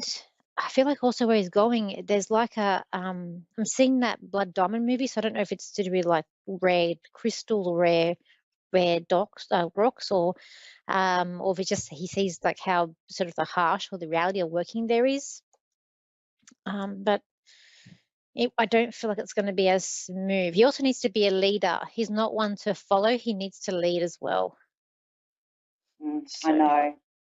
If only I could wish that for him. Yeah, I mean, look, this card did come up, and that card is to me a sign of leaving or things ending, and there is a bit of a battle that's also coming up in the cards, and in him dreaming of what's the grass green on the other side like. But he just needs to be careful. As I said, I don't feel like you can stop him, because I do see that he's going to go anyway, but he just needs to be aware of things and aware of people around him when he gets there. And I feel like he'll learn a few lessons, and it's probably lessons that he does need to learn there. But I do say at that time, I do feel like he'll be safe. Now, with it's okay, with your ankle, okay. I feel like you're trying to get up, but it's just painful. I can see you sort of trying to, like, you're limping, but it's very painful. Yeah, it's painful. It doesn't want to lift it off the floor for me anymore. Okay. I feel like you need to strengthen. There's a muscle sort of on the. I'm not a doctor, but what I see is what I've been shown is like it's a muscle or something on the side of the ankle, like on either side of the ankle, and those whatever it is, muscle or tendon, whatever it is, needs to be strengthened for you to be able to walk and to use the ankle that you need. I feel like one is slightly better than the other one. I also see you doing like water training, like doing things like kicking like your feet in the water. So I do feel like water therapy would help you as well, because I just feel like the key is getting the muscles strong around the area that's not well. I also see a doctor or professional saying they will help you. So I do feel like you're going to have someone that will be able to help you to walk. I do feel like it's going to take at least a year for you to get back to where you need to be. Well, that's not, but I see you still walking, but like you're having trouble. But I'm going to say a year for when you can walk better, like you're without assistance. So it's like better than nothing, sweetheart, and I should be grateful for whatever I'm given. You can, but don't give up, because I do see you being able to walk. It's like you're going to be like one of these people that people look up to. So you will be able to, but when I say a year, that means like, you know, you start off not walking, but at the end of the year, you're walking fine. So you can't have miracles, but you're very determined, and I feel like it's about strengthening those muscles. But I will leave it there for you to... I think it's all withered away from lack of use. Yeah, but just... That's what I I see feel. I see the water therapy as well. So just look into that as too. But I do see a doctor that will help you as well. But I'll leave it there today because we're running out of time. And thank you for calling in today. No, thank you for your time, and may you please stay safe and well. Okay, thank you. See you later. So, guys, it's been a really, really good show today, and we had a call from the other side of Australia, so completely other side of the continent where I am, which is very exciting. And if you want to contact me for a reading, you can. My website is Lady D Psychic Parties. So my Facebook, my Instagram and TikTok is Lady D as Psychic. And to say your Instagram and my YouTube channel is Lady D, which I am putting up a video in Canada today. So thank you for tuning in. I'll see you next time. Bye for now.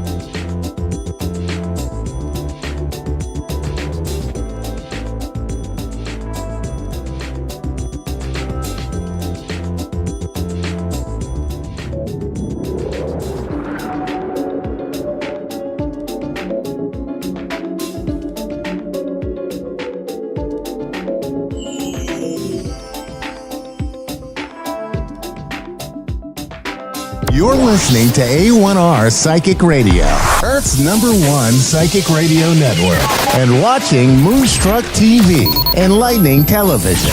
Welcome. Time for Energy, Healing, and Spirit Talk with Tammy Petricelli. Tammy Petricelli. Live from TammyPetricelli.com. Connect direct. In North America, dial 888-454-2751. In London, 20-3519-2158. In Sydney, dial 02-8488-3147. Or online, contact us through our Facebook page, facebook.com/psychic radio. Or one of our websites, AskOneRadio.com or Moonstruck.tv. This is Energy, Healing, and Spirit Talk on A1R, the Ask One Radio Network.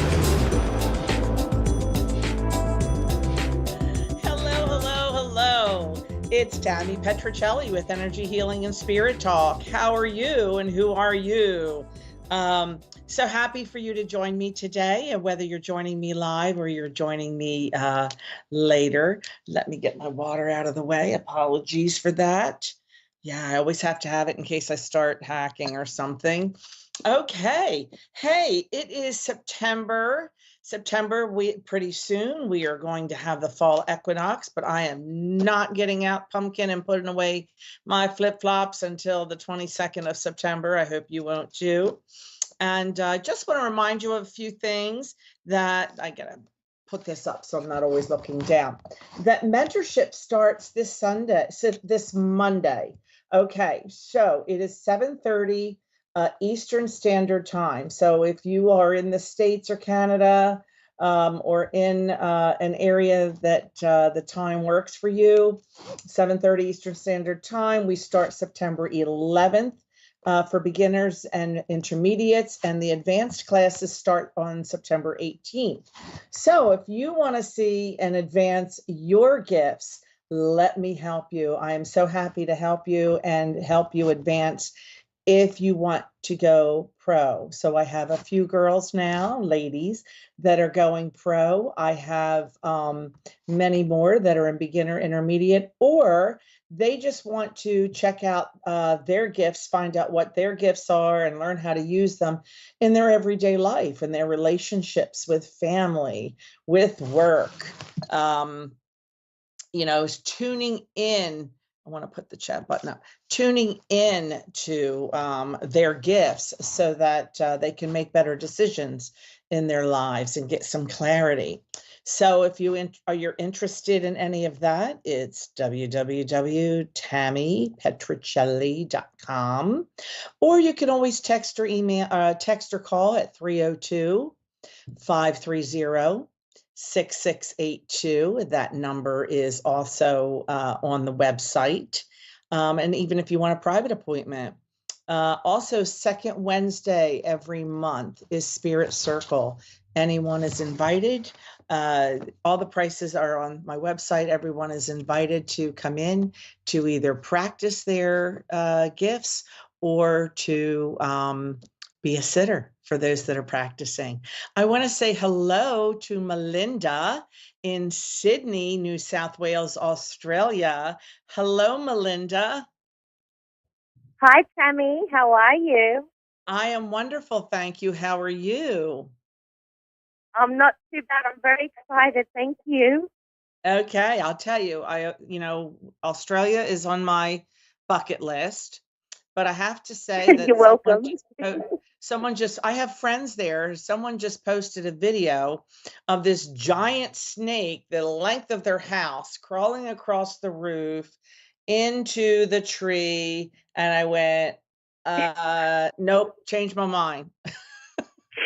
It's funny you mentioned that because on New Year's, I had one in the house. It wasn't as big as the house, but I'll tell you, I was a hurdler. I jumped over the lounge that quick. It wasn't funny. Oh my gosh, that's so scary. Melinda. Yeah, but it's not a service to you today. Do you have a question for me, or do you want to connect with a loved one on the other side? I'd love to connect with a loved one on the other side, if that's possible. Yes, the name and relationship, please. It's Joe, and he's my grandpa. Okay. Yeah. All right, Joe. Melinda wants to talk to you. What do you got to say to Melinda? I feel a very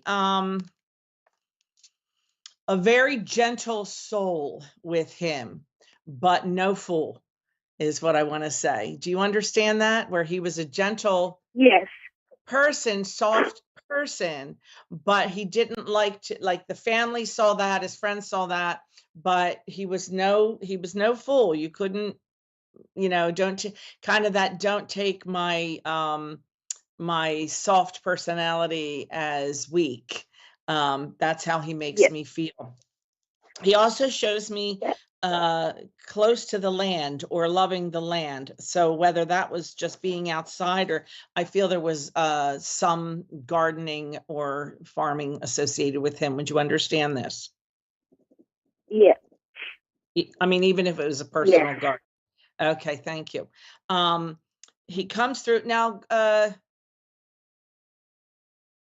He has tells me 2 loves in his life. Would you understand that? Was he married twice by any chance? No, just Okay. the one. Okay. And grandmother is with him or here? I'm really not sure. It's a lot of things have happened since he passed. Okay. Because I feel like there's 2 women with him. He refers to them as the 2 loves in his life. Now, that could be his wife and his mother also, but he makes me feel that he wants you to know he's not alone. He's got the 2 loves of his life with him, is what he says. Okay. Would you also understand him? I'm asking him for some evidence about, who he is, etc. Would you also understand him always with the sweets or the hard candy or lollipops? I don't know what you call them there, lollipops or taffies. Yeah, back in the day, it was that little mint. Yeah. Yes, he shows me like giving them as to the children, or always having a hard sweet in around or in his pocket. Yes. He points to his chest. He's holding his heart, so he makes me feel that whether that's how he passed or not, but that there was a heart or chest issue for him. Do you understand that? Yeah. Yes, thank you. Because he holds it, and he says, so when he passed, would you understand family not being able, or at least yourself not being able to get to him or be around him, please? Yes, that's correct. I did have a blessing, yes, but yeah, you're right. Okay. Yeah, because he says it's okay. He said it was okay. It's all okay. He doesn't want anyone feeling left out or bad that they could not be there. Okay. Because he tells me that he's around his loved ones all the time. Is he one of 8, or where's the 8 children, please? Or is that 8 grandchildren? No, there's not. I'm not sure about the 8. I wouldn't know. Okay, he gives me the number 8. He makes me feel that it's around children. So either he was one of 8, unless I have someone else coming in with him. Either he was one of 8, had 8 children, or had 8 grandchildren. I do feel this number 8 has to do with the grandchildren. He also tells me the month of December is important for him, either birth or transition date of someone important. Would you understand December being important other than Christmas? No. Okay, I'm going to leave that with you. No. You may remember later.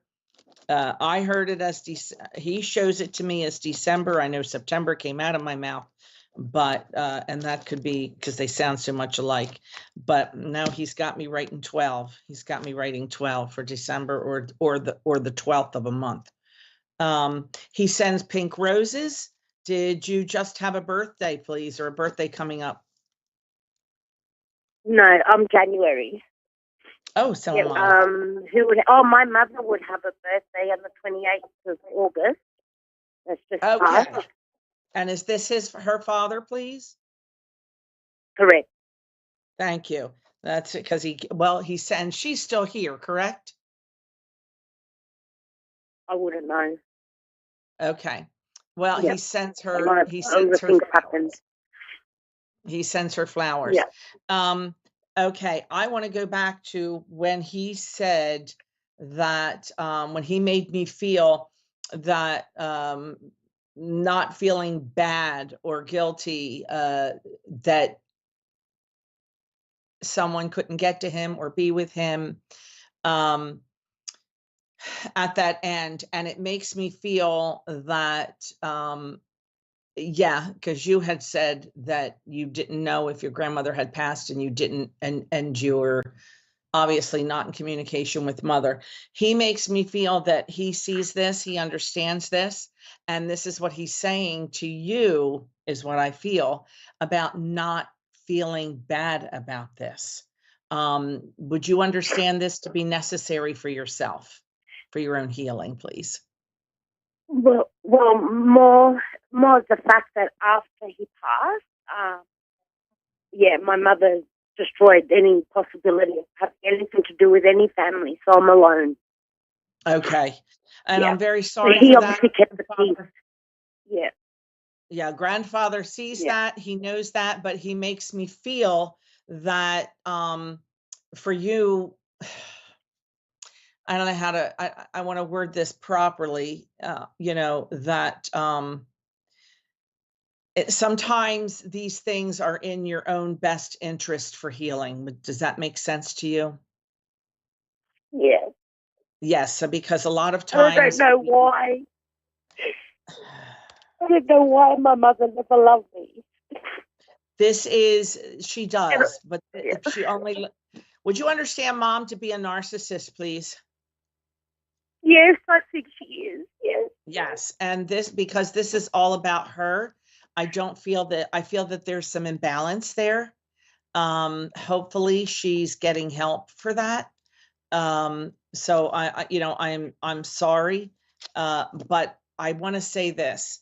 Sometimes it actually is better for us to distance ourselves, even if it's family, when it's not in our best interest. And right now, it's not in your best interest. I would not close the door and feel that this will never come to pass. Melinda, they're telling me my time is up, and I'm very sorry we had to cut this short. I hope this brings you healing. To me, reading should be about healing. And I'm going to pull a card really quick for you. Gratitude. This is John Holland's Spirit Messages. I love this deck. And it's gratitude. Life was one big continuous circle of giving and receiving energy. Be thankful for who and what's in your life. Instead of complaining about what you don't have, focus on gratitude. You'll attract prosperity and abundance. So perfect card for you. I want to thank you, Melinda. I want to thank everyone who is watching today or watching recording. I'm Tammy Petrocelli, Energy Healing and Spirit Talk, and I'll see you right back here next week. Same time, same place. Bye.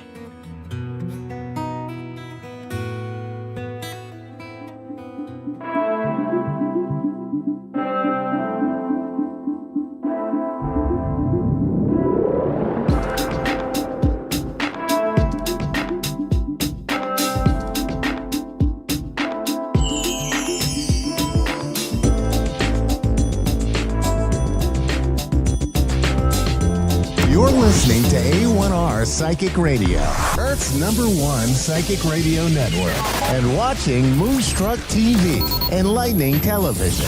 Welcome. Time for Full Circle Wellness U with Renee John. Renee John, live from FullCircleWellnessU.net. Connect direct. In North America, dial 888-454-2751. In London, 20-3519-2158. In Sydney, dial 02-8488-3147. Or online, contact us through our Facebook page, facebook.com/psychic radio. Or one of our websites, askoneradio.com or moonstruck.tv. This is Full Circle Wellness U on A1R, the Ask One Radio Network.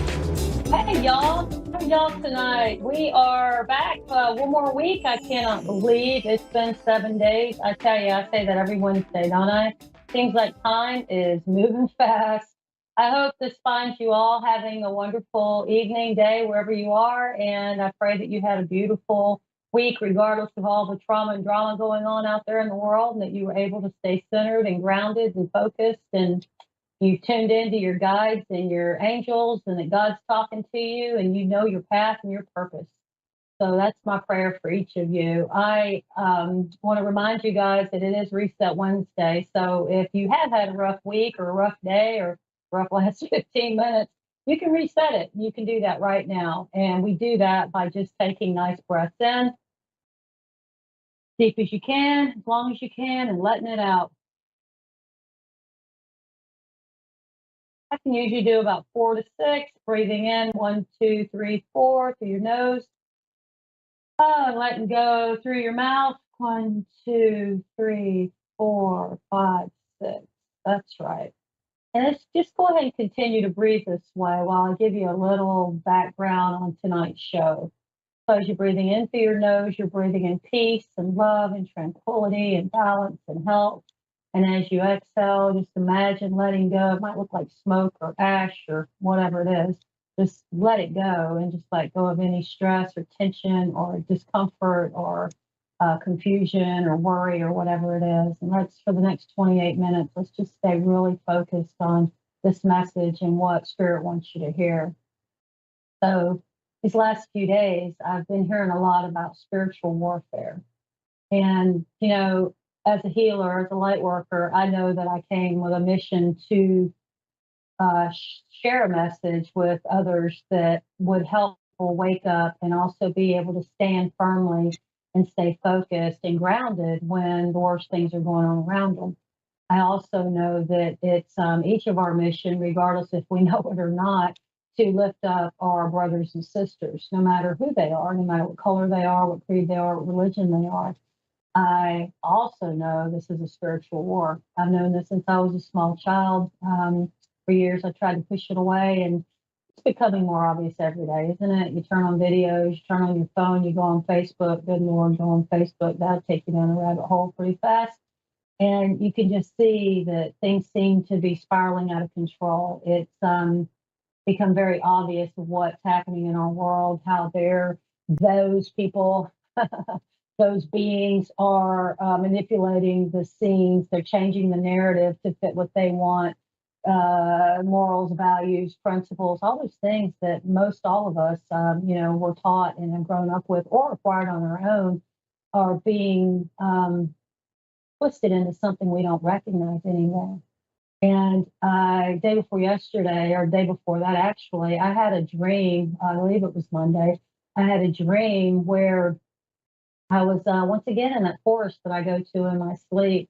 But in the forest, there was battles going on, and it was as if I needed to step to the right or the left. And if I went to the right, I felt like I was on the right path. But when I stepped to the left, it got a lot darker, and just the feeling was just ominous.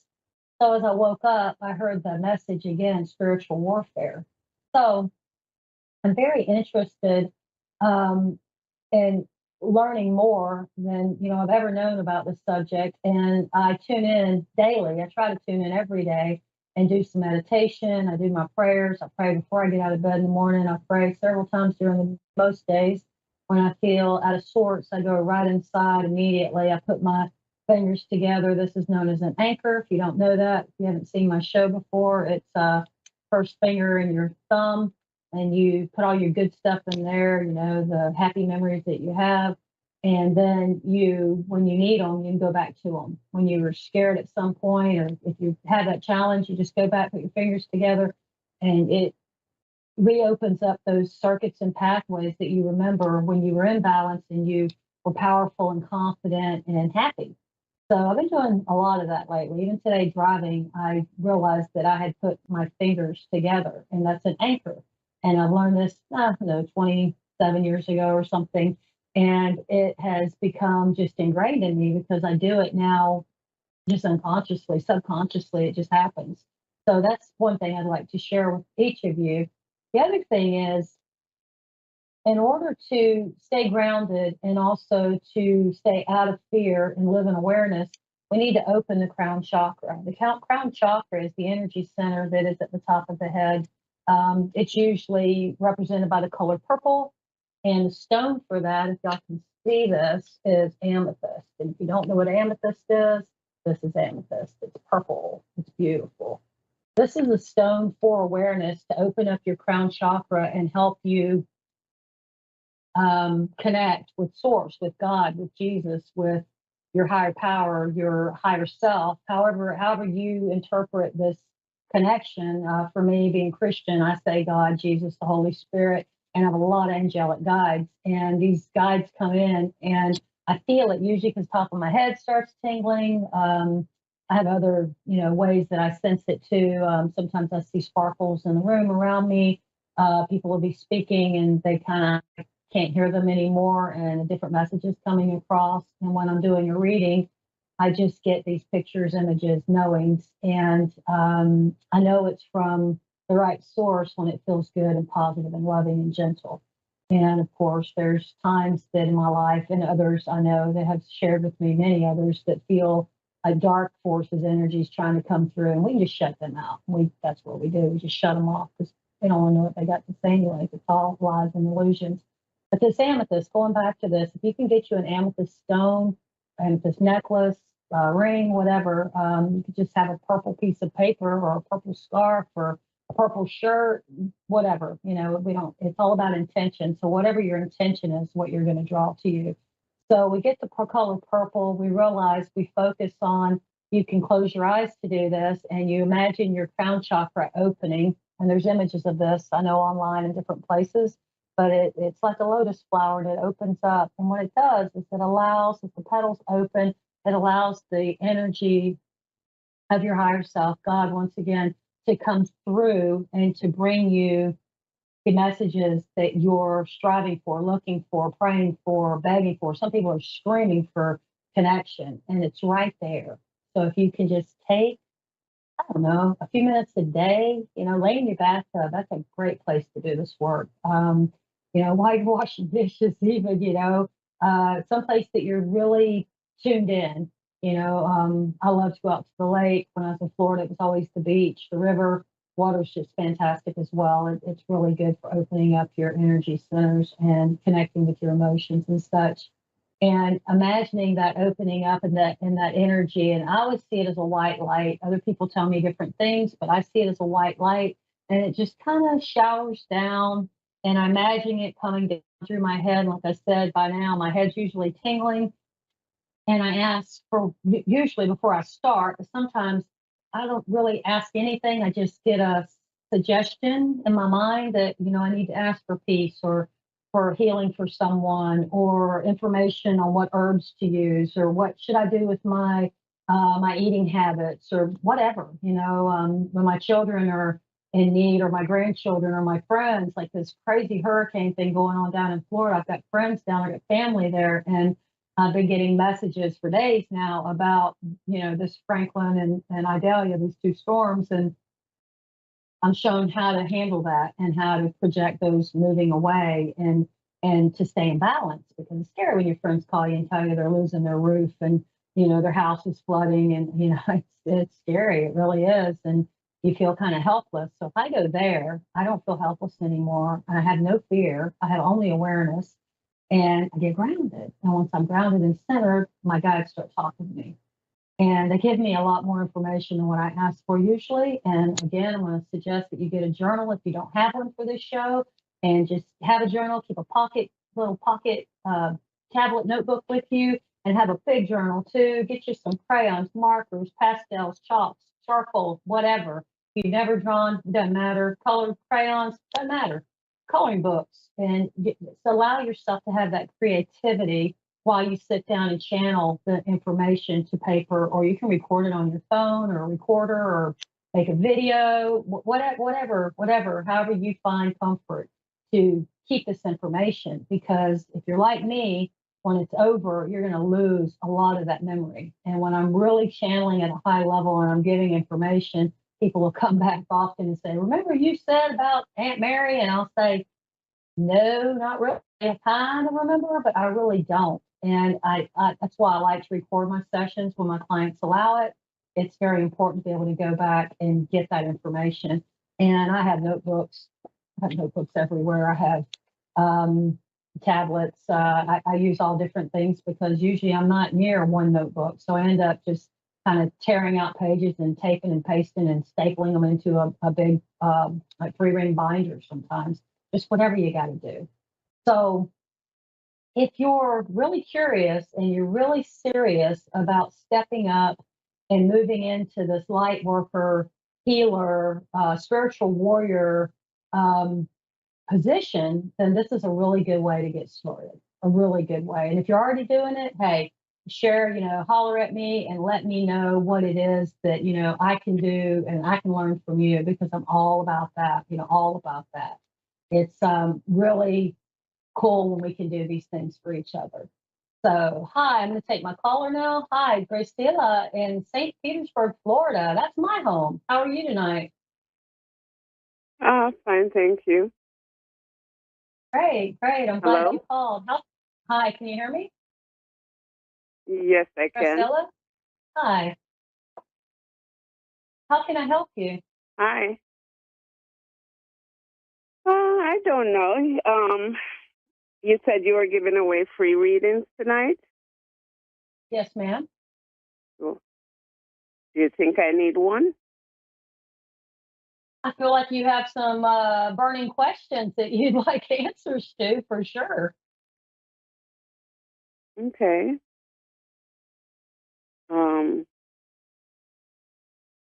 What's going on in my life?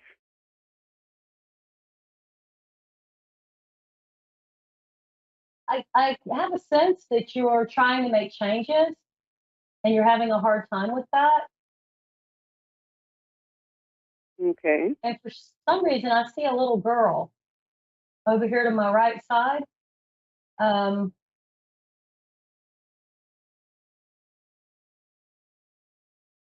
have a little girl that's in spirit? Hmm? Is there a How little little? girl that you...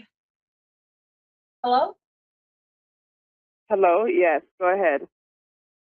Oh, she's coming to me probably 10 years old, maybe 8, 10 years old. But it's like I see her smaller and then she's gotten bigger. So I'm not sure what exactly this means. 6, 8, 10 years old? That's my daughter. Okay. And your daughter's with you? Yes. Okay. Are you concerned about your daughter? Yes, I am. Is she doing well?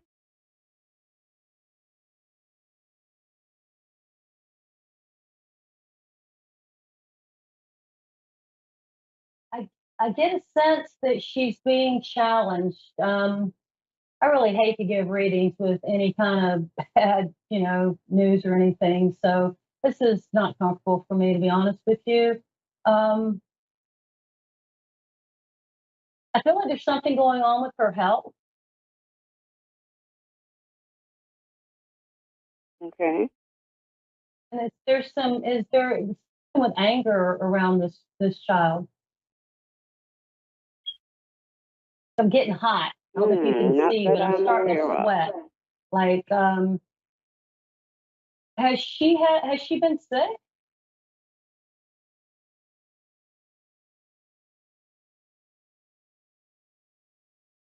Hello?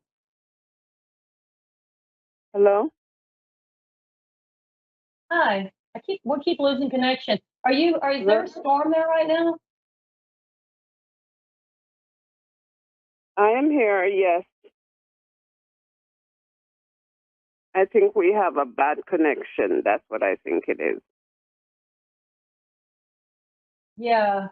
Well, our producer's saying we're both good on this side, so I guess we just keep going and do our best to to stay connected here.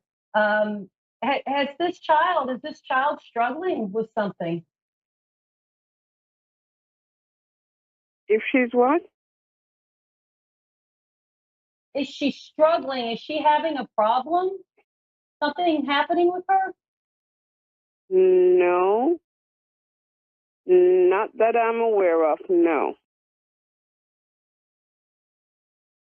Okay. Okay. I just sense that there's something going on with her with a lot of anger, and then it's like affecting her health.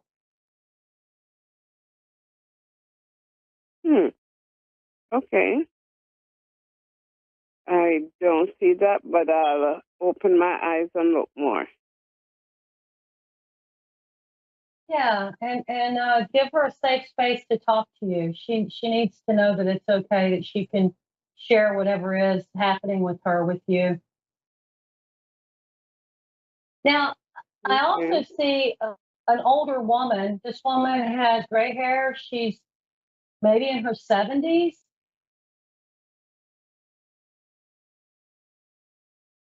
Okay. In her Yeah. 70s. And it's like she's standing behind the child with her hands on her shoulders. So your daughter has this like guardian angel with her all the time. She needs to know that. It's really important that you find a way to explain that to her. Is it Yeah. a male or a female? No, it's a woman. She has Male gray or hair. a female guardian? It's a woman. Gray hair. Female, woman. That must be her grandmother. Yeah. Okay. Okay. Well, she's with her all the time. I see her. She has her hands on her shoulders and very gently, not like she isn't holding her shoulders. She's just like from behind her. It's like she's protecting her. She's soothing her. But I just get this sense like talking. It's like there needs to be some talking going on between you and your daughter with this child. And she needs to be able to speak her mind and tell you what is going on. And then she needs to know that you have her back in this world and her grandmother has her back.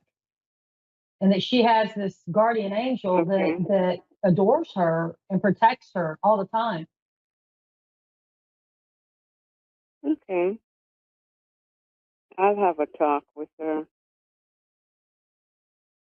Yes, yes, please do. That's very important. Very important. And just, let it kind of just come out of her. Don't try to question her, because if you question her too much, like most kids, she'll probably pull back. She's very angry about something, and you could probably start there. Okay. I'll start right there. Because she doesn't talk to me much or tell me what is bothering her, but I didn't know anything was. Okay. Kind of normal at that age, but I think they need to know that they're safe. They can tell you anything, and that that you love them and you're going to protect them regardless. It's a tough world to be in, especially for children right now. There's so many mixed messages in this world. Is there a question you want to just ask me? Because I feel like there's something you want to ask me, but you're hesitating.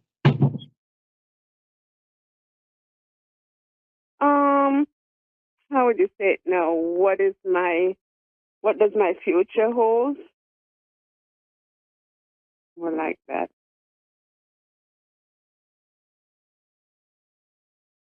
Do you sing?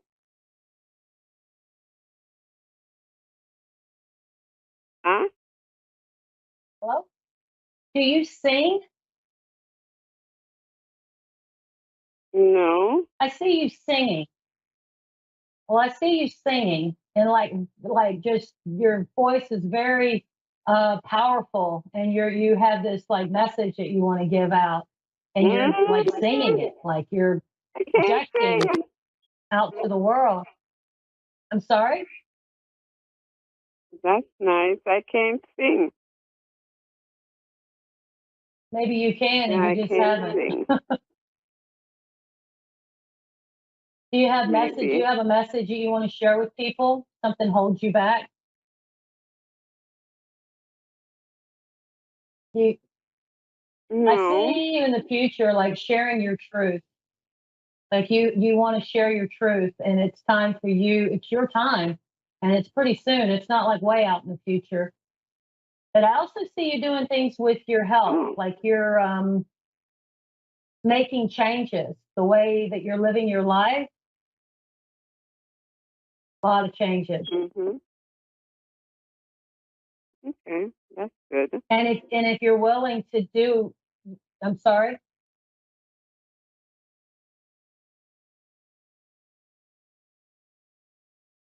Hello? Hello?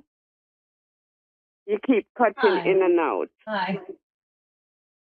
Yeah, I realize that. I'm It sorry. might be I think because it's a of the storm weather down there because our also. connection. Yeah. Yeah, it's storming Yeah. here. Not really Yeah. storming, but it's raining now. So that Well, might I've be the been praying reason for for the service. yeah, I've been praying for you and all of everybody down there. That's where I'm from. I lived in Clearwater for years in St. Pete. Oh, okay. Thanks Yeah. for the prayers. It worked. We Absolutely. didn't get much, just the flooding. Yeah, that's enough. That's enough for sure. So, are you looking to make changes in the future? Are you ready to like do some different things with your life? Oh, yes. I'd like to do that. Build up in what way? Financially? Both, yes. Okay. I see you changing shoes. Like there's like 4 or 5 different pairs of shoes, and like you're changing shoes, like almost like you're changing which direction you want to go in, and you have to like readjust what you're wearing so that you can be comfortable on that path. So I see a change coming from you. Are you interested in working in the medical field? Do you work around medicine or take care of people? Yes, I do. I take care of people. Okay. Okay. Well, you're going to go into something else that's similar to that, but not the same.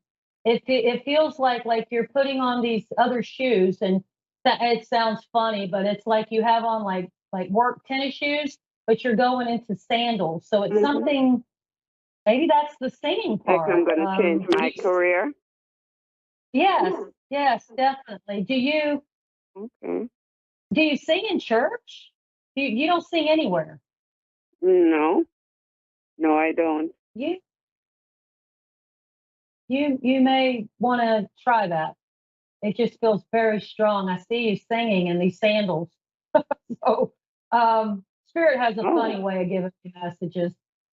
But yes, you're definitely changing paths. You're changing from something more uniform, more like work, to something more like play. But you'll be happier. Like you're like just your like your world's opening up to you. And then there's these other shoes sitting there, and they look like dressy, pumps, like heels. And then there's like boots sitting there. So you're gonna be doing different things in this next year. Not just one more thing, but it's like you're gonna be exploring and like opening up your horizons. Like everything's opening up to you. You just have to choose. And you're going to be singing. When you do, I want you to call me. I want you to call me and say, hey, Renee, I'm singing, because you're going to be singing, because that won't leave my head. If you have a pen, I will want call to give you you when my I'm phone. singing. Yeah, I want to give you my phone number. You have a pen? Okay, hold on.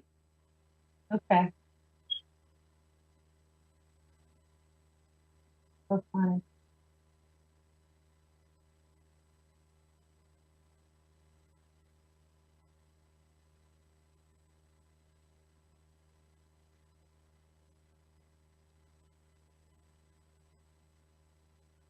Okay, go ahead. It's 931-239-3776.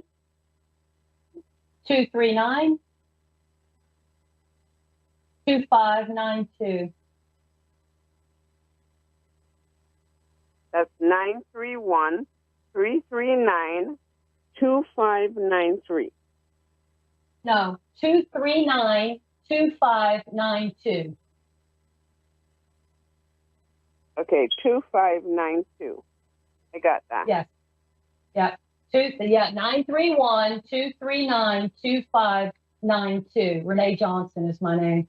And I'm Full Circle Wellness on Facebook, my website, all of it's Full Circle Wellness U, Y-O-U. And I'm really interested to see what's going to come from this. I also see like those other shoes, and I don't know anything about tap dance, but it's almost like you're tap dancing yourself around while you're singing. So to me, this is like a big deal, like fanfare, like, you know, you're really putting yourself out there. Mm-hmm. That's really a cool feeling. I really like that. And That's you neat. sure I'm singing. You are singing. You'll be calling me, I'll tell you.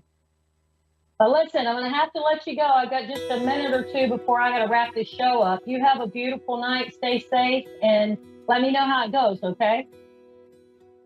Okay, I will. Thank you. Take care. You talk to your daughter. Bye-bye. All right, everybody. So at the end of the show here, I'd just like to touch on a topic that's also on my mind, and it always goes back to health. You know, we have challenges in this world, and while we're suffering and pain, a lot of times we're being quiet and we're keeping it to ourselves. It's so important that we speak up. While we hold a space of healing, we're taking care of ourselves, but we don't have to make excuses. We can be who we are, especially people that suffer in chronic pain. If you're one of them, I understand you. If you're not one of them, give thanks every single day and have a little more compassion for those people that can't make it to that appointment, or they don't want to go play right now, or they don't answer their phone. Because when you're in pain and you're not medicated, it is one of the hardest things to maintain your life.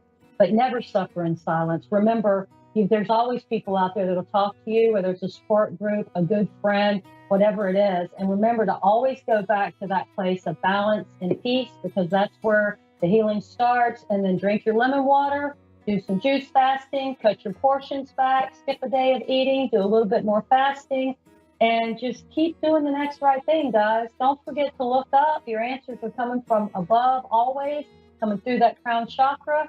Remember your purple amethyst. And, you know, get in touch with me, please. 931-239-2592. I really appreciate your time. I hope y'all have a beautiful night, and I can't wait to see you next week. Take care, guys. Love you. Good night.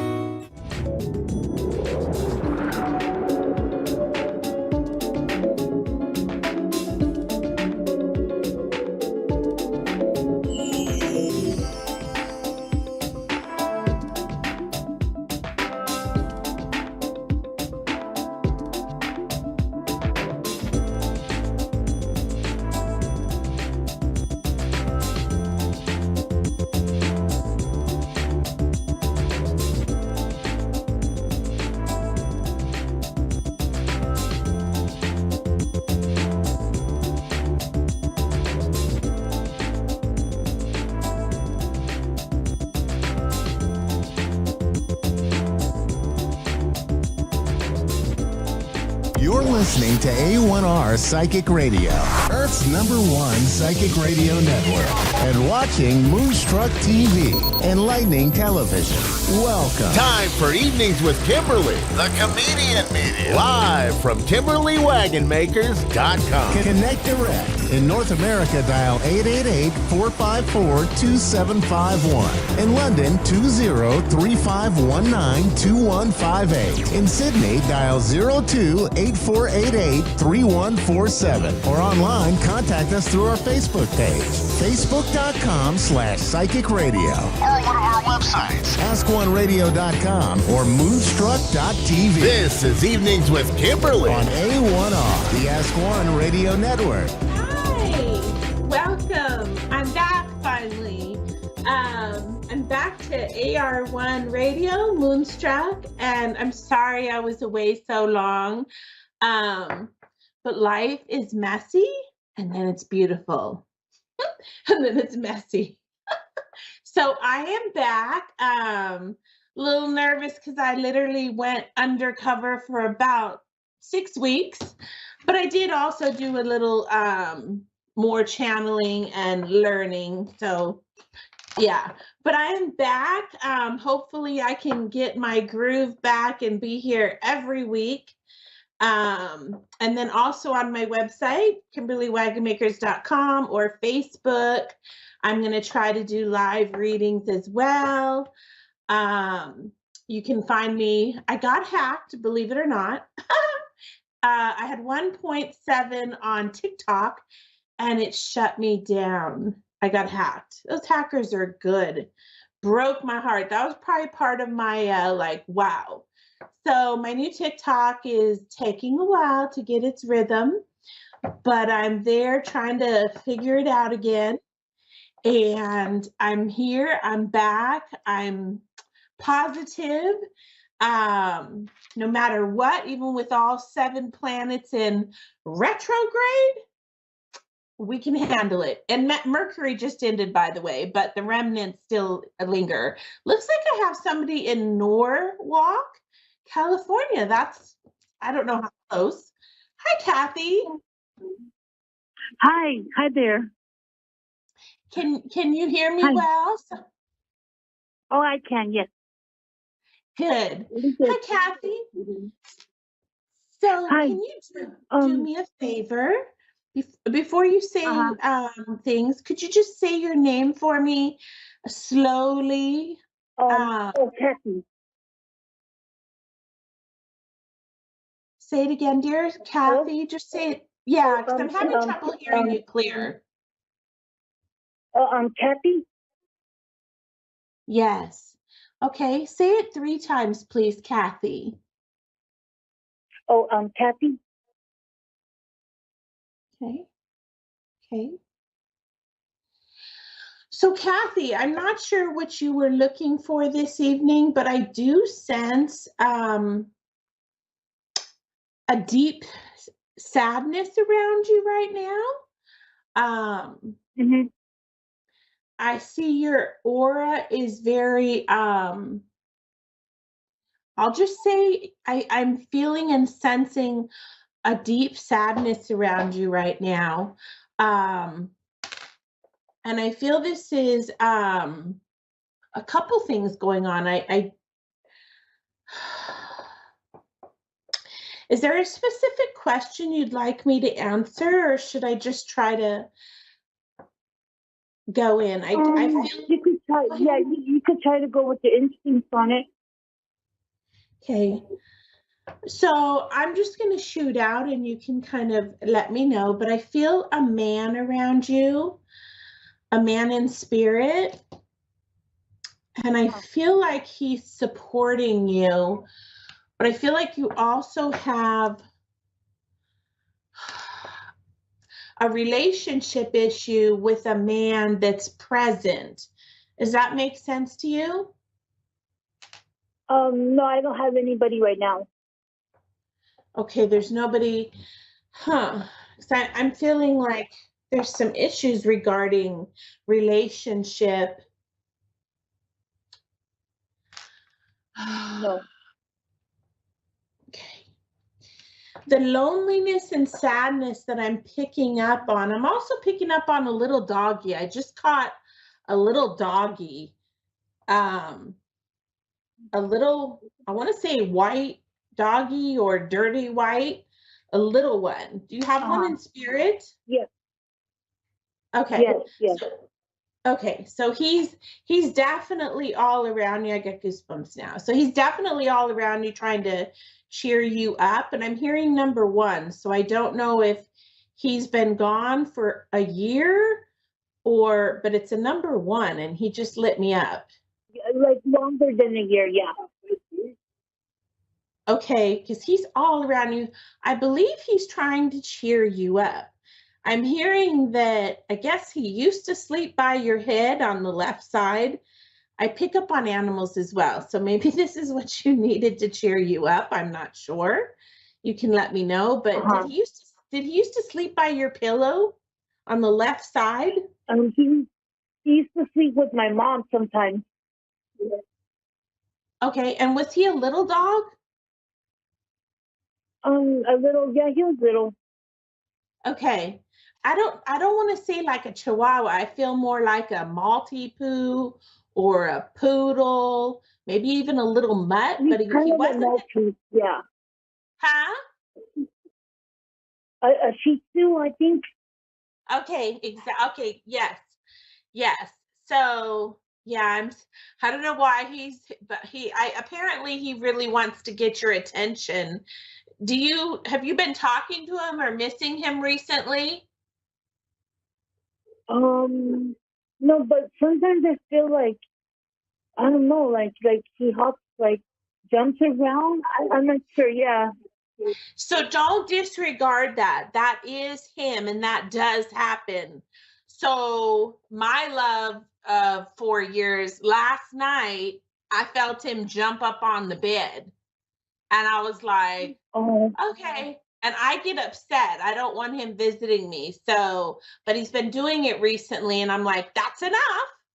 Like he wasn't allowed for 4 years because it was too painful. So, but your little guy, he's all around you. He's trying to cheer you up. Is your mother sick? Well, she has rheumatoid arthritis. Okay. Yeah, because I'm just feeling like, yeah, there's some issues. Is that causing a little bit of your I would say depression? It's like mainly like I feel like people like just don't give me like a chance or anything. Like I feel like miserable when like I feel happy and then someone happens to bring it down at a low. Yeah. Okay. So let me tell you, I understand because you're probably very sensitive, which is a good quality.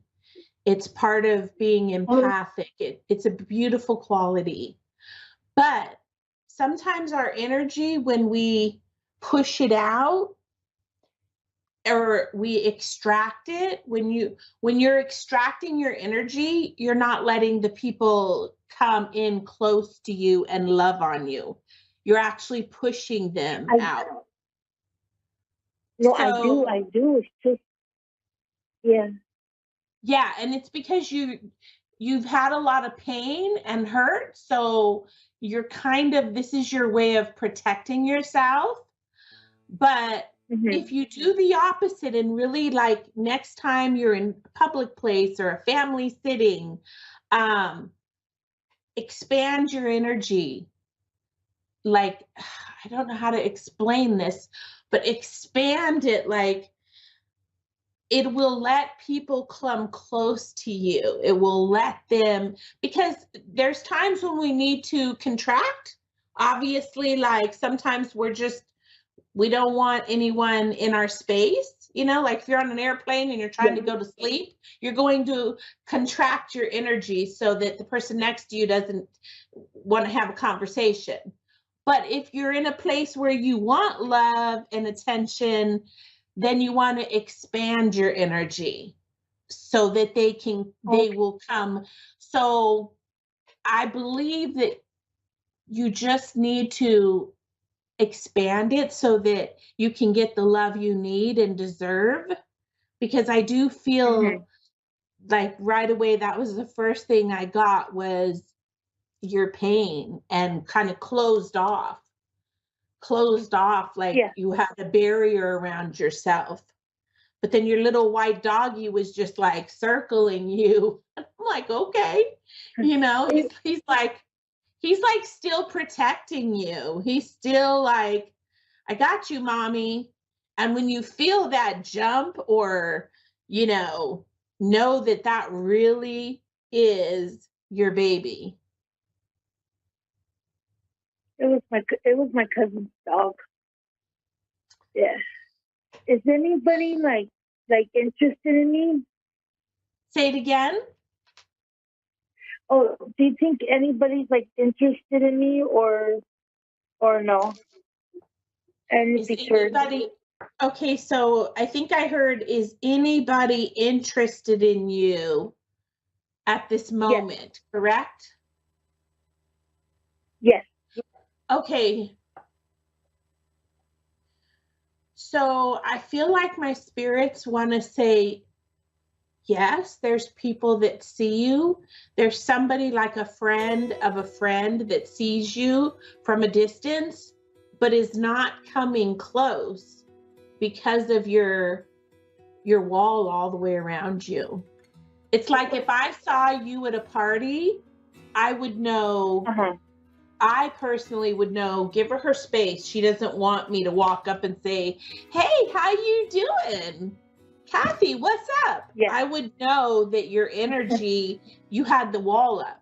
Your wall is not, it's not up, it's just a pain. It's, you know, you just have a lot of pain and things going on. So it makes it hard for somebody that does and wants to be. I feel like, are you a little bit, I want to say maybe my age, I'm going to be 56, but I feel like, are you in your late, like, 50s? I'm 40. You're what? I'm 40 years old.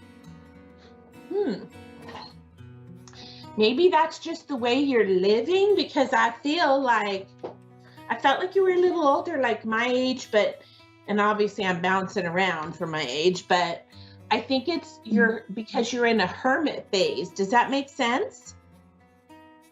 Yeah. Okay. So you need to, like, when we hang out, you need to, like, literally write down a list of things that you want and things you can do to come out of this hermit phase and expand your energy out so that the universe can send you the love and compassion and everything you're desiring.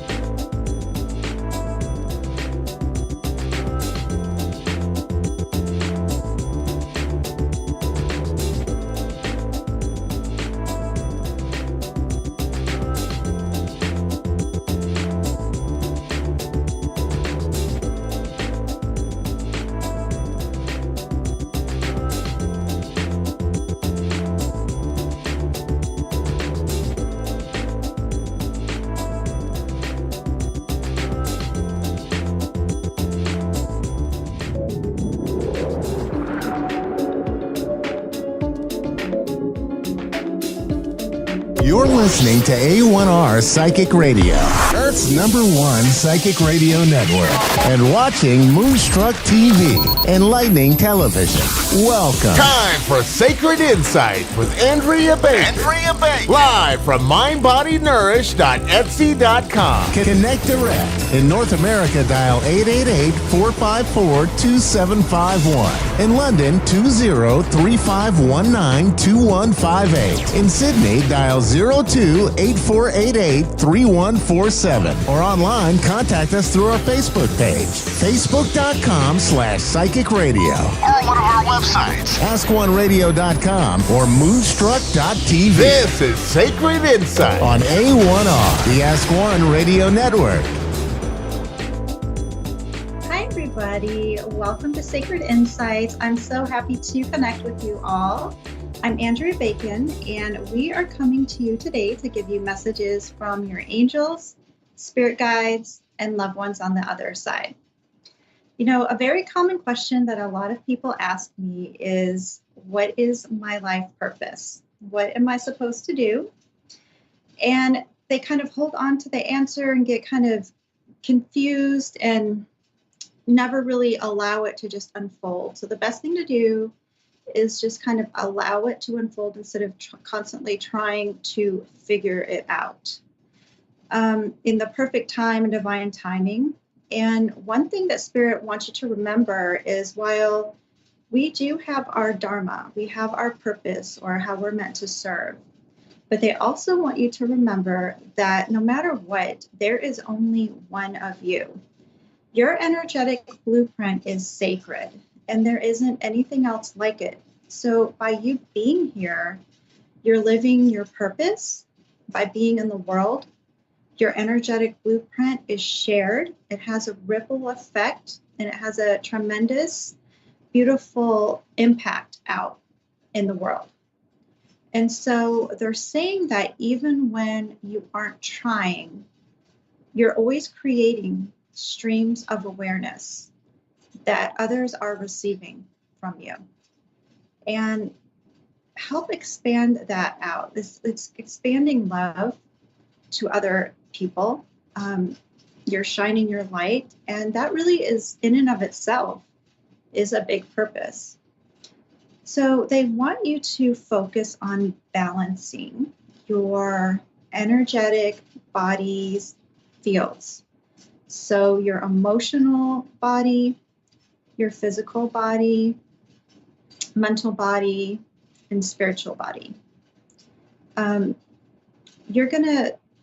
It's going to help your energy in order to be able to have that impact that they're talking about. It's really easy to get caught up in the day-to-day stuff, like stress, running around, doing our regular stuff that is meant for us to do. It's important to do those things too, because we're here. But always remember to, even if it's just for a couple of minutes, connect with them, connect with yourself, your own energy, connect with your team, your spirit guides and angels. By doing this, it helps balance out spirit and our earthly tasks. And that balance is really important. It helps a lot. So sound healing is coming up as something that is very beneficial and effective tool to help balance out your energy. This can put us in a really peaceful, serene point of view. And just to remember to be able to do that on a daily basis. So we're going to go ahead and take a caller. Anissa from South Carolina. Yes. Hi. Hello. How are you? I'm great. How are you? Very good. Thank you. So what is on your mind today? I'm just wondering if the people that I've lost that love the most, if they're with me and trying to help me. Okay. Let's see. I've lost several people, and I'm just wondering if they're here with me. Okay, I'm feeling a female, first off, who feels younger. I don't know if it's an age or just how she comes across as very youthful and energetic and warm, kind of a nurturing energy. And for some reason, I'm seeing a rainbow, just rainbow colors are coming up with her. She might send you rainbows as signs. Let's see. What else here?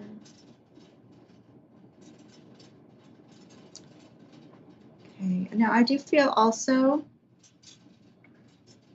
well, I'm seeing a butterfly.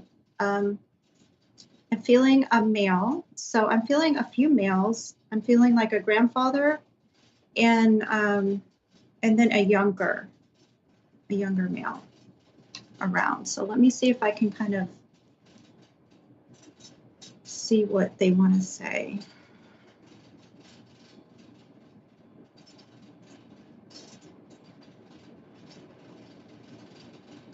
You're talking about you having a really important purpose right now when it comes to your connection with yourself and this type of healing that they're wanting you to do, or something that you're doing. So it's like this spiritual path for you that you're on right now. And they're saying to keep up with that, and to keep up with, doing your health routines, whatever that is for you. So whether that is working out or, and eating a balanced diet, they're bringing that up. Having like the basic, drinking the right things, drinking, I don't know what this is, like tea, like herbal teas or something with detoxing. Does that make any sense to you? Or? No, I don't do any detoxing or anything, no. Okay. Yeah, they were just bringing up like taking care of your body. Making sure you take care of you so that you're not expending out all of your energy and giving to everybody else. It's really important that you're staying present in the present moment, and just making sure that you're taking care of yourself. Like they're saying, like picturing yourself, this visualization of kind of overlooking your life as if you were sitting on a mountaintop looking down on your life. Oh. What do you need to focus on? Like that's something that you can ask yourself when you get, confused about where things are headed, or they're asking you to just connect within so that they can help guide you, because they're around you a lot. And I'm seeing somebody playing piano. I'm not sure who that is.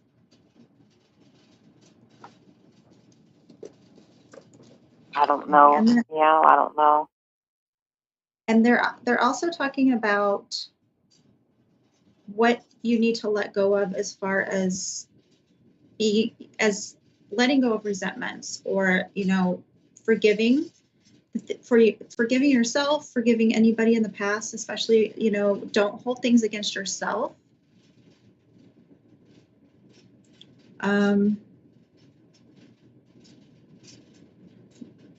Like what are you holding on to that you need to release, so that you can, because something is standing in the way of something that still needs to be healed, basically. And so I think that's what they're talking about. They're bringing, continue working on this path to healing, path to self-growth, and that you're doing a great job, for sure. Just to stick with it. Okay. And like focus, like they said, accepting things that happened and then releasing them so that you're not holding on. Okay. And then you can kind of like focus on, you know, the things that you need to do one step at a time without that perception of past stuff still there in the way. Let me see if there's anything else. Okay. And yeah, it's like I'm feeling like something in your heart weighing you down a little bit. Probably several things. Yeah. Okay. So they want you to work on that. They want you to just, you know, give that love to yourself. They want you to focus, like just for instance, on that heart, on your heart, and breathe into what's in there. Breathe into the things that you've experienced and whatnot, and focus on breathing into that. And then when you breathe out, you release it. And that will really actually help clear up a lot of stuff, a lot of energy that is still with you.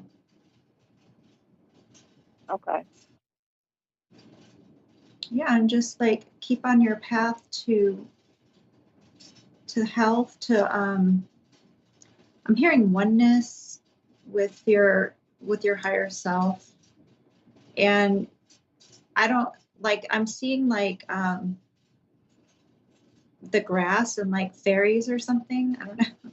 So nature or spirit is coming up with you as well. Okay. Like walking in a park, doing those things. Do you have like a specific question? We got like 2 minutes left. Wondering if my friend Trina's okay. Would that happen to have been that you think? I wonder if that was a person that was coming through at first. I was feeling a female, a younger, like a maybe. Okay. She's my age. She's not really younger. We're not younger, but yeah, she's probably younger in comparison. Like past before her time type of thing. Okay. Yeah, she's doing very good. She is very, very happy. I feel like an upliftment energy with her. That's how she's coming through now. I assume that's how she was in life, but that's how she is coming through now. Yeah. Okay. So look out for the signs that she sends you. It has to do with nature. It could be rainbows, butterflies, creepy crawlies, and like earthworms. I mean, I don't know. I don't know if she likes being outside, but she's bringing up a lot about nature and all that. So, okay. Yeah. So I started a new hobby since she passed. I started gardening, so maybe that's it. Okay. Yeah. That's what it felt like. Still my time. Yes. That's my best friend. Yeah. Yeah. She's doing great. She's sends her love, and you know, she just wants you to know that she is with you and to keep up those things that bring you joy. Okay. All right. Thank you so much. Thank you. Thank you. All right, everybody. Well, that's going to do it for me. If you are interested in getting a reading, you can visit me at my Stan store at stan.store/medium Andrea. You can always email me with any questions at andrea.bacon444@gmail.com. Thank you.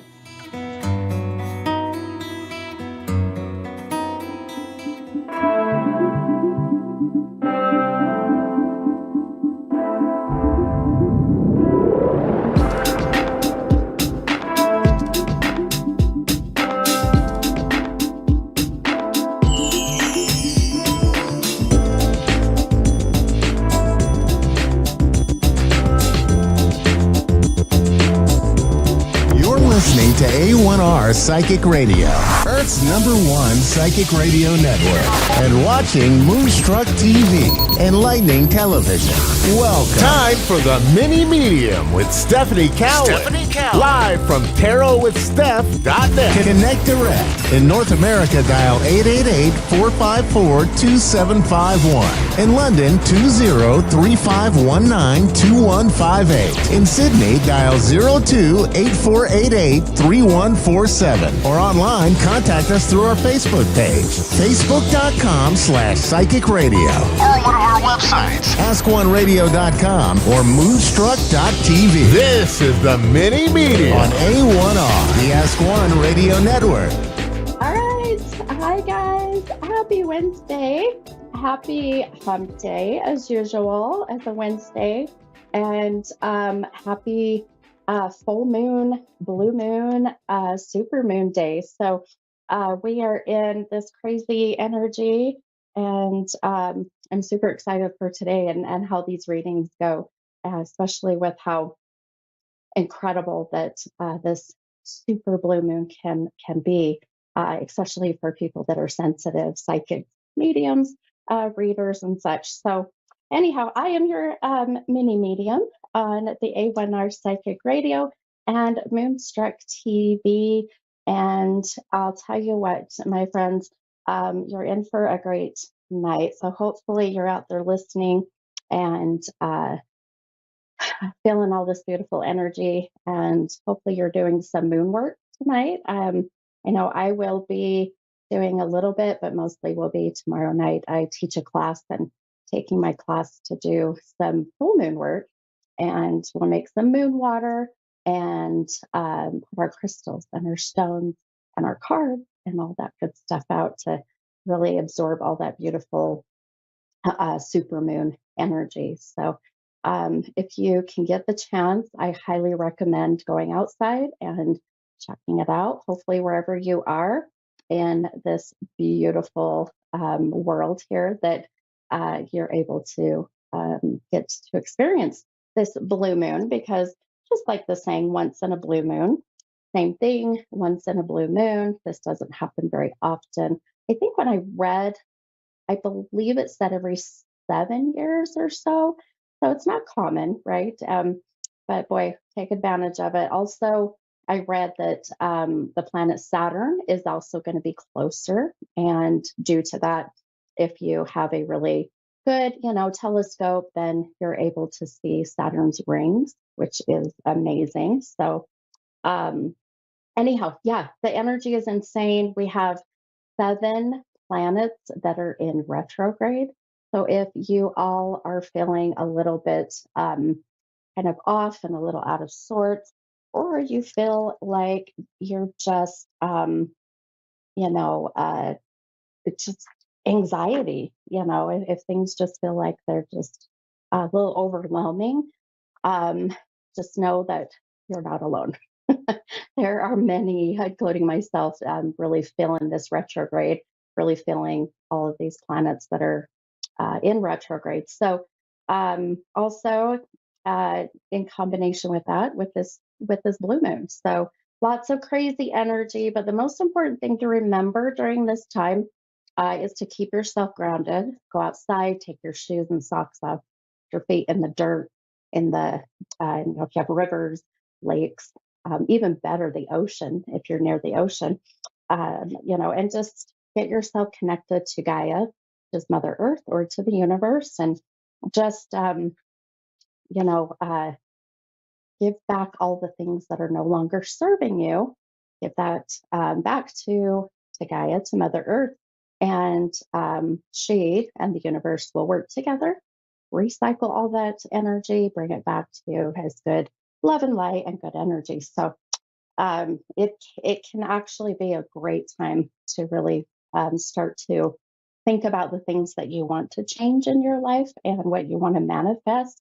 And then come September 15th, hit the ground running. So take advantage of a little bit of rest time, as I say. Okay. All right. So I pulled our affirmation for today, and I think this one is actually really beautiful. It's a bit of a longer affirmation, So the affirmation for this week says, I don't compare myself to others because I am not meant to be a copy of anyone else. I was born to be me, an original, one of a kind. I am happy to be me. And I think that I hope resonates with a lot of you that may be struggling with, being different and not fitting in the kind of the quote unquote normal, But who wants to be normal, right? Who wants to be normal? We all kind of want to be original and different. So I know I am. So what I do is not exactly looked at as completely normal, but I love it and I embrace and love my gifts. And I know that this is my purpose. So if I'm considered to be weird and different, then I'll gladly take it. Okay, all right, guys. Well, speaking of my gifts and sharing, I'm about ready to take my first caller. And this is Erica from New York. Hi, Erica. This is the mini medium. How are you? Hi, I'm good. How are you? I'm so good, so good. Are you feeling all this great new or full moon, super moon energy? Absolutely.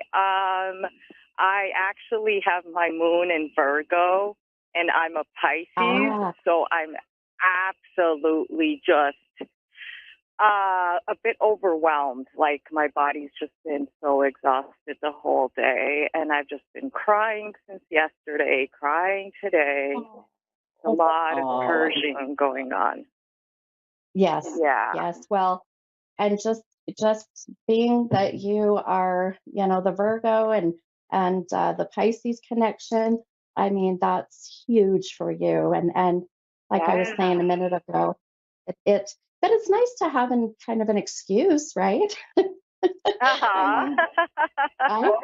nice to make sense of it. It's nice to be like, well, I have an excuse, so that's what. Exactly. Yeah, I have a sign. I have a sign in my studio that says, "I blame it on the moon," and so yeah, and that's my story. Me too. And that's my story, and I'm sticking to it. Exactly. Exactly. Well, how can I help you tonight, hon? So I'm in a very new place in my life for the better. And I am currently still living with a situationship, is the best way to describe it. It's been, I believe he's my twin, so I believe that it's one of the reasons it's been so hard for me to let him go. And because I'm transitioning into the new phase of my life, I'm like, okay, I'm here. I'm trying to get over him, but I see him every day and I'm healing. But I'm like, I would really like to move ASAP.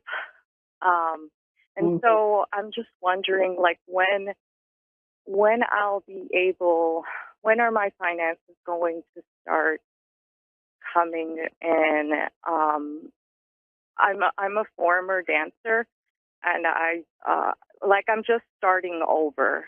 So everything feels a bit in the limbo right now. Sure. Yeah. And okay. No, I love, I mean, I don't love that you're in a weird space, but I love just the fact that you're so mindful of this new journey. Right. And all seriously, and for you, Erica, honestly, that is a huge step. Huge. And once you're able to recognize and be mindful that for one that you needed to start a new path, a new life, that for me is that huge spiritual awakening, and that really is what you're going through, right? Yes, big time. It's beautiful, and I can even feel your energy the minute that, even before I heard your voice, that's why I was mentioning how this, the retrogrades and the moon right now and everything was causing people to kind of feel very anxious and just like that itch for change right now, right? just that Yeah. it's that itch that you can't scratch. You know? It, Yeah. but but I'll tell you, you know, I really the way I do my readings is really trusting in my gifts, and I'll connect into my you know, my clairvoyancy, claircognizant. You know, what am I seeing either now or into the future? You know, clairsentient will kick in, and I'll feel, you know, what you're going through, and you know, and so it kind of just to go to the first thing you mentioned was the situationship, which I laugh so hard at that word. I I'm almost 50. I I'm almost 50 years old, and I had a client come in that was probably in her, I'd say, early 20s, and she said the Yeah. same. I had never heard that word before. No, it's a new one. It's a new one. They're gonna have to It add it is. to the Webster's dictionary. Yeah. Yeah, the Urban Dictionary is going to be, that's got Oh to be yeah, in there. yeah. Yeah. I love Yeah. it. I love it. So, but even just with the, you know, your situationship right now, um, you know, I agree with you. I'll tell you, I do feel he's a twin flame, as I'm seeing it. Yeah. Now, you know, twin flames, they are in my, you know, I've done this 27 years, and in my experience and how I truly feel, twin flames are what I call your karmic lessons. And Right. you know, and karma is good and karma can be bad, you know. So Mhm. I really feel, I do agree with you, and I feel he's the twin flame. I do feel this is a karmic lesson. I do feel that you will always have him in your life, you know, this person in your life. Um, and that's hard because it's a continuous trigger, and it's hard to, right? The And it's connection is hard. extremely strong. Yeah. Oh, for It, sure. And that's it's what, like that's no other. right. And Right. And unfortunately, he's in denial about it. absolutely. And that's a typical twin flame. That's, you know, because one of you usually is vibrating at a higher level than the other. Right. So your frequencies are so far apart that he just is not understanding and connecting with you. And I mean, I can't say that you know, can't, I can't say it's a bad thing for him. It's just this is not his path. This is not what he's, you know, connecting with. And so, you know, again, yes, the energy is intense. You know, the relationship, um, you know, the physical part of it, the emotional, the Yeah. mental, the soul, you know, the soulful. So you know, I feel as far as that goes, I would say that, you know, your your decision. Obviously, you have free will choice, um, but I really do feel that the next step is for you uh, to really come to terms, I guess, if you will, that this is Yeah. never going to really work out. Because I worry if you put any more time and energy and effort into this, that it's going to possibly delay your opportunity to meet your person. And Right. I don't want to see that happen for you. So, um, you know, sometimes this is the universe sending these, you know, these little, you know, roadblocks, and wanting to see how you respond and react to them. So, and I feel like you're doing amazing, by the way. I really feel that I see that you're making these huge changes and evolving, and I don't want to see this delay it, you know. So, Right. uh, Yeah. I, and you know, I I know you, definitely, yeah, I've definitely suffered because of this connection. Although it's like I've had to transform from a cold to a diamond, and I had to really start implementing all sorts of wisdom It's like I feel almost as if I've entered a different dimension. Absolutely, you have. Yeah. Absolutely. And that is a spiritual ascension, right? That's spiritual awakening.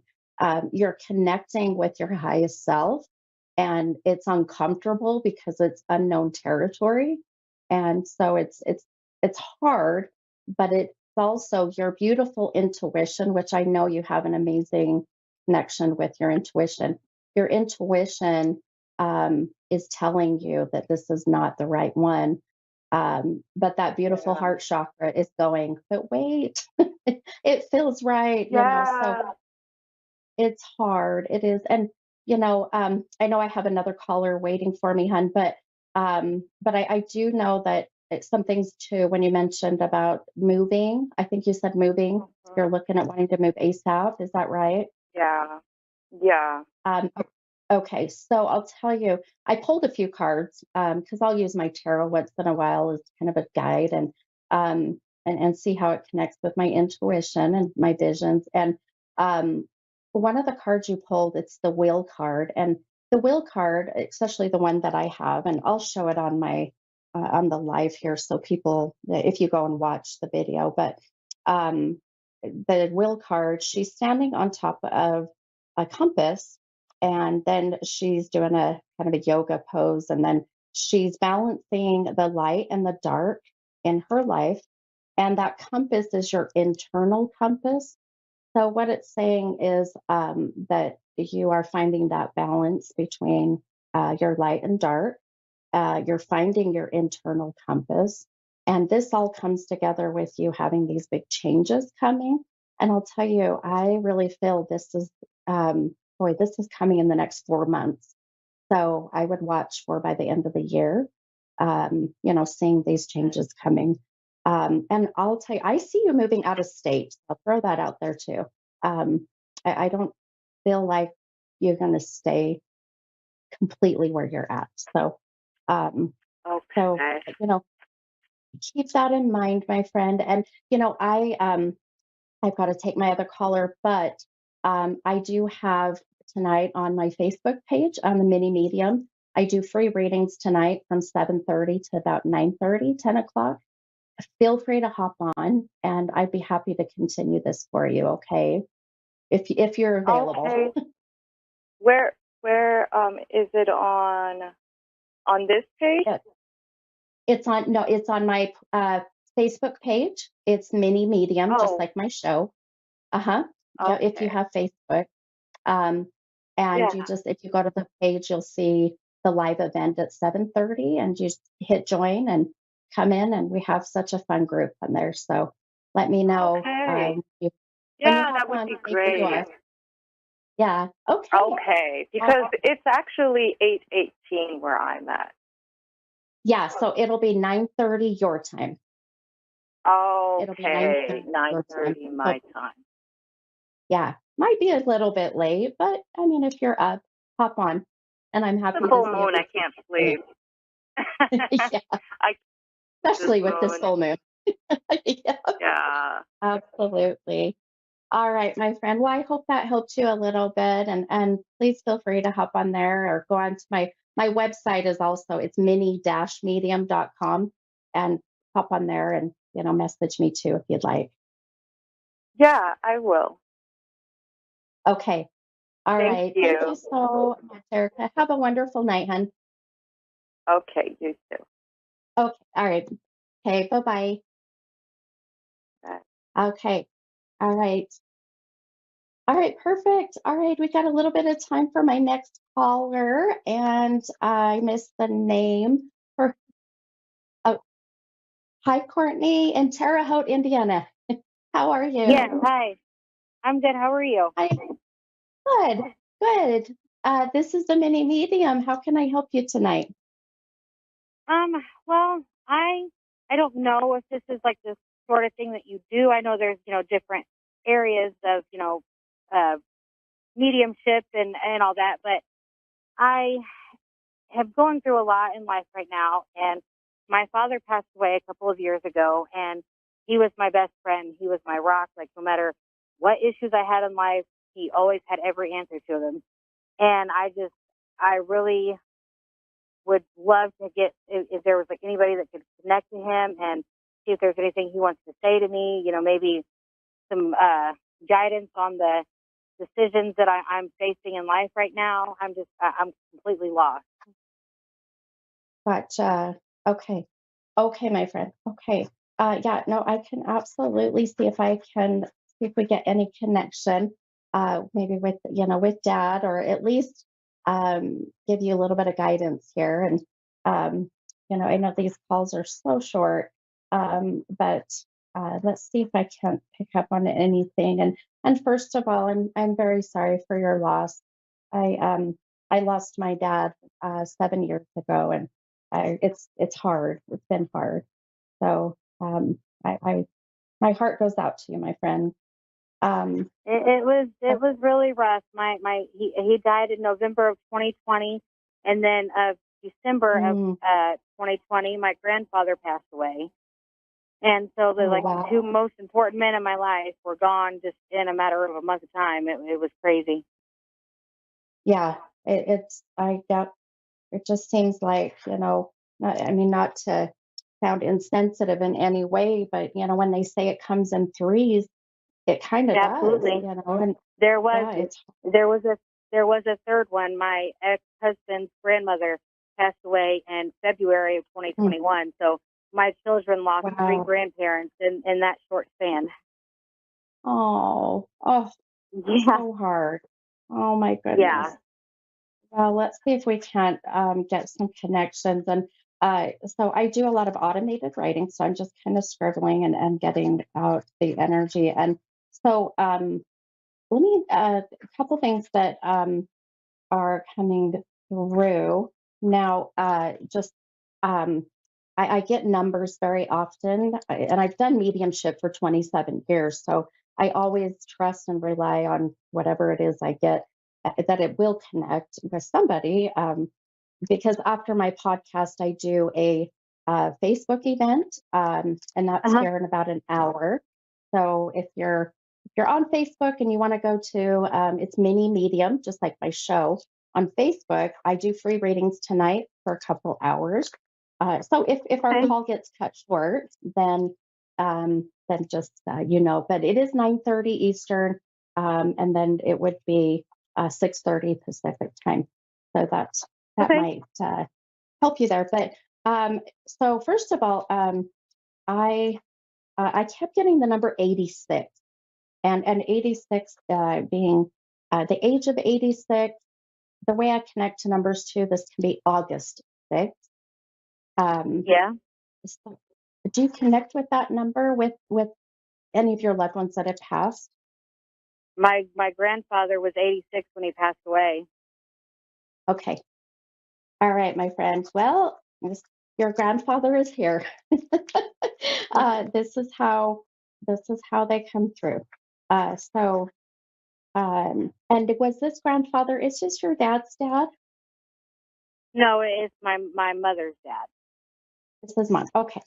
Well, that could make sense why I'm just connecting with your grandfather at the moment, and he wasn't validating at this moment that he's with your dad. Which, if it's mom's side, that could be why. And the other thing I was getting as well, I kept getting one syllable T name like Tim, Tom, Ted. Uh, do you connect with that name? I'm sorry, what did you say? The one syllable T name like Tom, Ted, Tim. Bill. One. Who is that? Bill. Bill was his name was Bill. Okay, so just the one, and that was your grandfather? Yes. Perfect. Okay. I just heard him say it's Bill, and he was very adamant it's not William, but he liked Bill.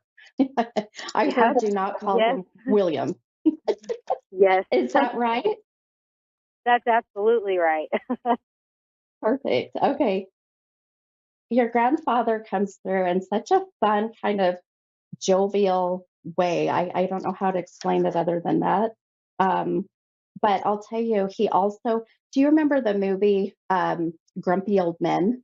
Did you ever see that movie? You are right. Yes, absolutely. Yep. You are This right is your on grandfather. it. Yes, that's him. 100%. And he's just wanting to validate that, that he knows he was that way.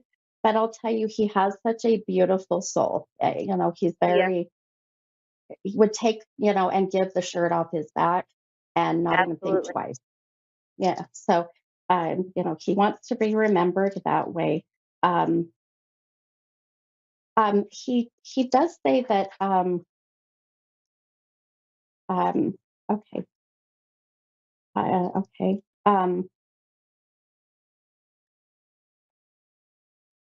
Do you connect with the name? I just heard now. I heard, is this one? Yeah. I'm getting the J, but I George or John. I know George is not a J, but I can hear like George or John, just one syllable. Do you connect with that name right away?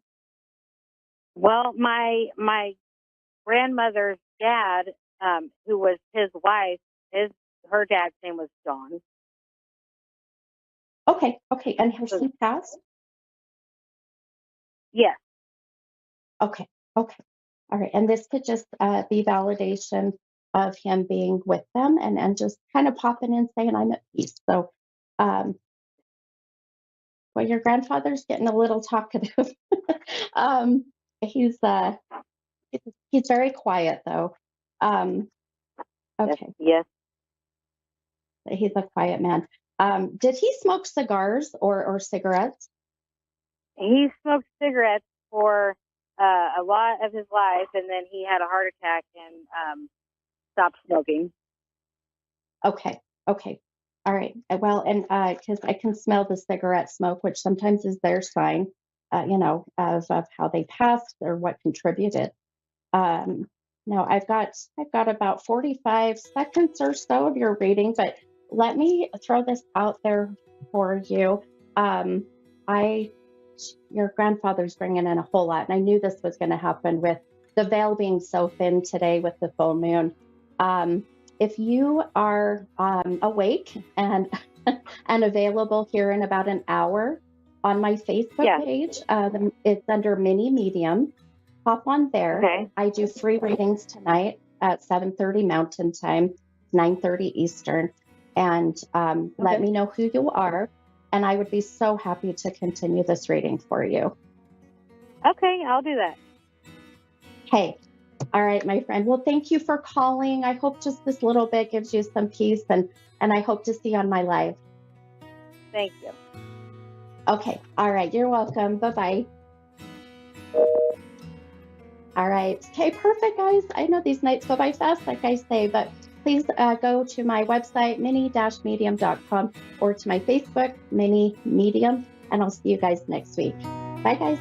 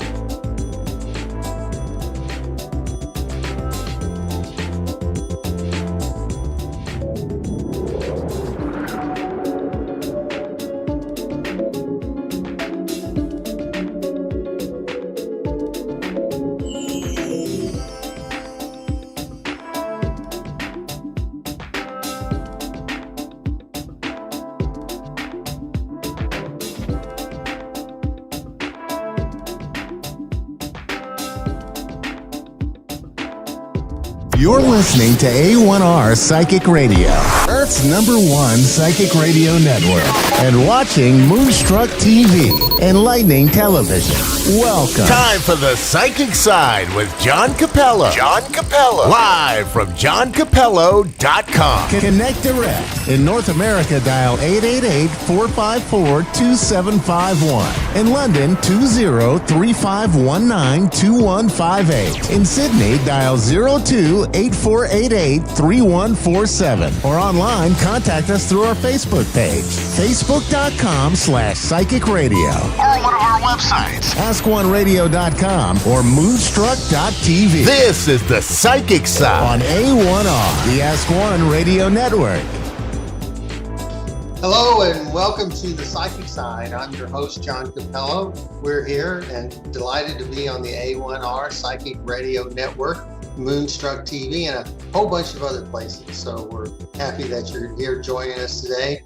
You know, we're still the #1 psychic radio network on Earth. And so we're delighted to bring our program to you from the Texas area. And here lately, I've been having some guests on our program, and I'm delighted today to be able to welcome Jason Carlson to our program. I like to just kind of get into it because we only have about 30 minutes. And so I want to introduce Jason to you. I haven't known Jason that long, but my association with him has been great. And Jason is with the Holistic Fair in Fort Worth. And so I'd like to just have Jason kind of introduce himself to us and find out a little bit more about him and find out how he got on this spiritual path that he's on with owning the Holistic Fair, which has been around forever. So welcome, Jason. Can you just tell us a little bit about your journey? Sure. It's been about 15 years. So just my quick background further back than that is I grew up a Southern Baptist. And my family moved here to Texas, so my dad could attend the Baptist seminary here in town. So that's how we ended up in Texas, and was my belief system growing up and what I was taught. And then when I was in my mid-20s, I made a decision, first big kind of life decision, to step out there and own some things. And I came out of the closet then and decided to do that. And I didn't know how that was going to be received, but it went pretty good. But so that's when I first made a decision like that. And of course, then if you would have asked me at the time, after that, I wasn't going to church. I was taking a break from that. And I probably would have told you something like I was mad at God, which I think is kind of normal when people tell stories like that. But now I would not say that. I would say I was having issues with traditional church. So I'd taken a break from church and stuff like that and ended up here in town being guided to Unity Church at the time. And it was a metaphysically based church. So I started going there and started learning about metaphysics. All of that was way over my head at the time. And it was a very exciting time for me. And that was a great place to start building a foundation and learning about that. And then one day I was in the service, and at the end of the service, people were standing up giving announcements on events they were having at the church over the next week. And one of those people that stood up, her name is Carol Lee. We were both going to that church at that time. And she announced she was giving a class at the church over the next 6 weeks called The Gathering of Angels. So even though I'd grown up in church and been in church constantly, I had actually never met anybody that's ever talked about anything like that. Yeah. I found out that, I didn't grow up Baptist, but I was told that Baptists don't believe in angels. And that was really foreign to me. Is that right? Baptists don't believe in angels or what? I can't even answer that question, but I don't ever remember it even being talked about. So I don't know. I don't know about that part of it, but I thought it was kind of interesting that when I sat and thought about it, well, I've never met anybody like this or that's talked about that in church. Yeah. So she introduced you to angels, and she had a class about them.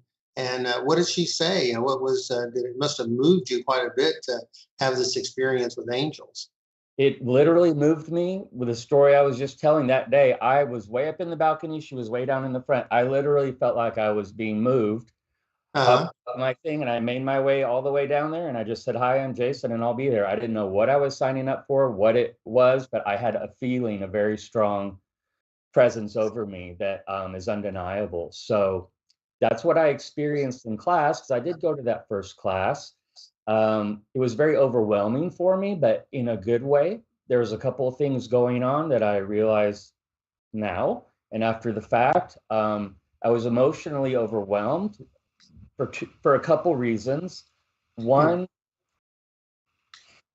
just having the realization kind of the things that we just discussed, and feeling the presence and the vibrational frequency of my own angels coming in was, I found out I'm a feeler. I'm a feeler. It sounds like it was kind of a cathartic moment, like a change of life moment for you, and so that's pretty special. Do you have any particular angels that you work with? Do you work with archangels like Michael or Raphael, or do you channel any angels? Notice here that you do quantum touch healing, but the angels. What has been your experience with them? Have you worked with them since then, or do they help you with your healing? Yes, and yes. Yeah, it was very overwhelming at first. I spent a lot of time crying and kind of releasing, and also being able to adjust myself over time to their vibrational frequencies so I can work with them closer.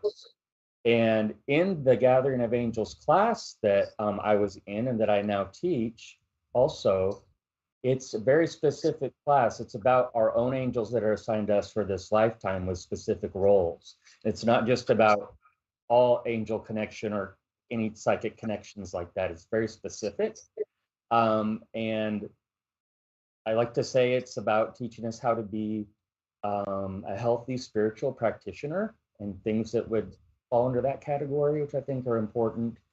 So to answer your question, yes, I do work with the Archangel Michael, and yes, there are a few archangels on my own personal team, also some ascended masters as well. It doesn't all have to be angels. Of course. But we find that out, and it's been life-changing. And every year that goes by, and the more work that I do, it just becomes better, because I change. I'm constantly changing.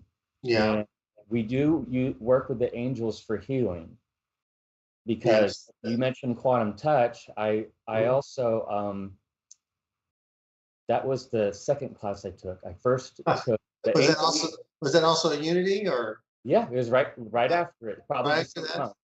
And I didn't know what that was. If you would have asked me, what are you doing this weekend? It's like, I wouldn't even know what to tell you. Or if you would have said, energy, that would have been over my head.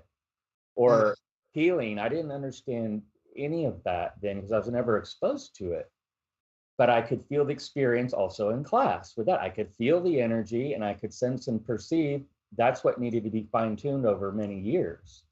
Well, did your family accept what you're doing? Because I know your mom helps you at the holistic fair. I want to get to that in just a moment, but it sounds like this is a kind of a family experience. So did your family accept the fact that you were working with angels and that you were dealing with quantum touch healing? Yes and no. Yes and no. I would say that we would have to separate my immediate family, and there would be different answers. So, honestly, my mom is the one that introduced me to Unity Church. So she helps me now and has been in classes over the years. The rest of my family, honestly, they don't understand, and I haven't talked a lot about it, because it's just there's no sense in causing a controversy. I understand. Yes. But that's why we're the psychic side, because we always hear so much, and I hate to say negativity towards the kind of work that you're doing and the kind of work that I do. And what I try to do is I just try to make things as grounded as I can be, and let people know that the work we do is kind of, it's really natural, because yeah, all faiths, especially Christian faiths, they believe in the continuity of life, and they believe that there's something out there after we no longer our soul no longer supports the body, or the body no longer supports the soul. And so to have that as an acceptance should open the door, I think. But I can't speak for everybody. But it kind of opens the door to other possibilities, and possibilities of angels, and possibilities of healing. We hear so much about casting demons out of people, and that's strong in some Christian faiths. So there's got to be something to this power that God or the Creator works through us. They believe in it too. They use different terms, don't you think? That's what I've found. Yeah. And being able to speak the same language with somebody, sometimes it translates and sometimes it doesn't. Yeah.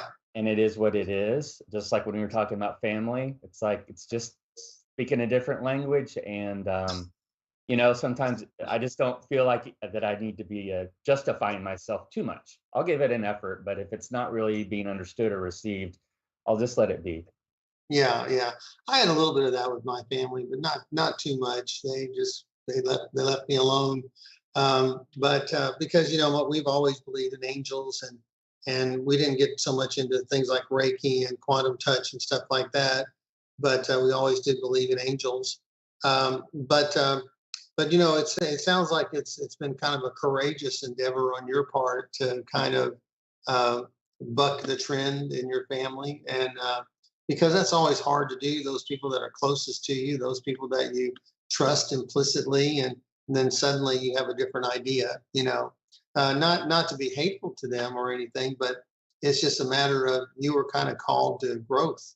Growth in a different direction, and so that's to be admired, that you've had such courage, and then to go out further, and then create your own business.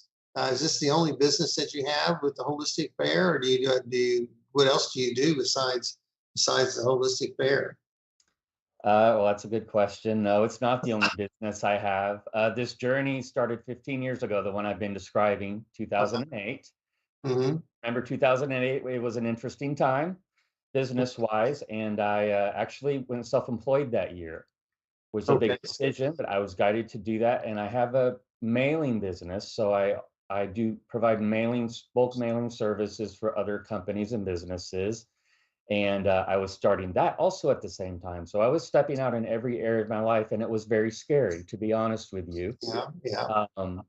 But I am a determined person, and if I put my mind to it, and I am being pushed in a direction, it's just a matter of time. I will do it. It's not really a question of if I will, it's when and how. Mm-hmm. Now, you are associated with Billy Bob's Texas. Now that's a pretty major institution in a way. Yeah. In Fort Worth, and because it's got all the culture, it's got all the the Cowtown stuff, and it's really a source of kind of Texas pride in many ways, and really a measure of respect. But yet you're associated with them, at least to some degree, and they allow you to at least rent space from them or whatever. But how did that come to be, if you don't mind me asking? No, you should ask, because that's a great story. And it wasn't planned. It wasn't planned. I mentioned Carol, who's my mentor and teacher, and then ended up being business partner for many years. Mm-hmm. At the time, we started our holistic fair. It was small. We actually started at that Unity Church that I talked about, because there was another one going on. It abruptly stopped for whatever the reasons were, and there was an opportunity there. Mm-hmm. And she turned to me one day and said, "Jason, do you want to start a holistic fair?" The day we found out the other one was not going to be going on anymore. And I said, sure. We didn't know one thing about what to do or what we were doing, but like I said, I'm always up for a challenge, and doing what feels right and being guided to do. So we started there, and we moved. We ended up here in a little town where I live now, right outside of Fort Worth, and we could hold about 20 participants, vendors and exhibitors there. So I like to start small, and we grew out of there, I think, within a year or two, and we were growing out of it. So we made our way up into Fort Worth, and went to another hotel briefly, wasn't really quite a fit. And then, so we were having a business meeting, me and Carol, one day at her house, and I was pretty frustrated with the situation in our venue we were at that moment, which was a temporary space. But we were asking for guidance and asking where to go. And so we're sitting next to each other, and she turns to me and says, "Jason, they're telling us to go to a bar." And I said, "Okay." You know, it felt outside of the box to me and a little interesting. So that process happened 2 times. We got the message the first time, and that's a lot to take in. It's like, what does that really mean? So we didn't act on it that day, but we got the message. Had a few more fairs at that temporary venue. Stuff happened again, and I was frustrated again, and kind of had forgot about the other one. We were doing the same meeting again at her house, and we got the same message. And we looked at each other, and it's like, let's go. So we didn't call ahead. We had no prior contact with Billy Bob's, but that's where we were being told to go. We literally got in the car, drove over there, got out, went into the sales office, and asked for a meeting to discuss the possibility of us being there. So they had never had an event like ours before. They were doing catering, wedding reception, stuff like that. And I remember one of the first questions they asked is, "Okay, how many do you need for the catering and the buffet?" And I was just like, no, that's not what we do. Yeah, let me try and explain this. So we ended up coming together, and I'm giving them a lot of credit, kind of how you mentioned it. They stepped out. They did not know what we were doing, but they were willing to partner with us and let us rent. They have a separate event venue right there. Yeah. 10,000 square feet, and it really wasn't being used. Like I said, only for once in a while a wedding reception. So we really were able to use that space. We moved our schedule to every 2 months. So we had 6 of those events a year, every other month, which has worked out great. And they let us kind of do our thing there. So I got familiar with how to use that space in the best way over the years. And I like to experiment a lot. I threw a lot of things at the wall to see what would stick and what wouldn't. And we've been there now at that space about 10 years. Yeah. So, well, it's a great space, and there's always traffic. You got people going to Billy Bob's as an attraction, and then they come over to your fair, and lots of good vendors there as well. So I've enjoyed my time there. I've met a lot of people and a lot of tourists. A lot of people come from Dallas and Plano and Frisco, and just people that have a curiosity about Billy Bob, which is huge. I didn't realize it. I'd never been there before. It's just absolutely huge. And then people can go to the stockyards and other venues, but it seems like it's a nice addition to Fort Worth, and so that's great. So I'm really really happy to be there, and I want to be able to add something to it. So that's what I'm trying to do. So do you have any future plans for that particular for your fair? Or are you going to maybe increase the number, or maybe do some fairs in another place, since you only do them every other month? You know, maybe have a different venue for the other months that you're not working, or do you have any ideas on that in that regard, or what do you have? What are your future plans? well, my future plans are to be open and receptive to being guided clearly, which is how we ended up there. It was not our personal idea, and we thought it was a little, like I said, outside of the box, or you could use a lot of synonyms, but we've been sent there for a reason, us and all of us that have participated over the years and currently, and those that will in the future, to bring a different energy and ways of thinking to that old historic area of the cowboy way and all those things that that area honors, but also it's progressing as well down there. So it's interesting of how to strike a balance with that and be received well enough to be able to do it and still be, I consider myself probably a bit progressive on a lot of things. Yeah. Mm-hmm. So it's interesting, but as far as future plans, yeah, I'm sure a lot of those things that you just mentioned will happen. Are they my plans right now? No, not at all. Could they be tomorrow? Absolutely. Yeah. And y'all will be the first to know when it happens. But I really am a believer in quality over quantity, and all the things that I do in my business sense, the way I live my personal life. So I wouldn't step out on something until it was the right divine timing. Is what's important to me. So the answer is probably yes. Could I tell you what the plans are now? No, not at all. But things are happening and changing and are very exciting around us. And well, I was going to ask you, now you do your quantum healing. Do you have a separate space for that? Or because I haven't seen you do that at the fair, but do you have a separate space for that? And can you tell us a little bit about how that works? Because we have a few more minutes, so I'd like to know a little bit more about that if you can explain it to us. Sure.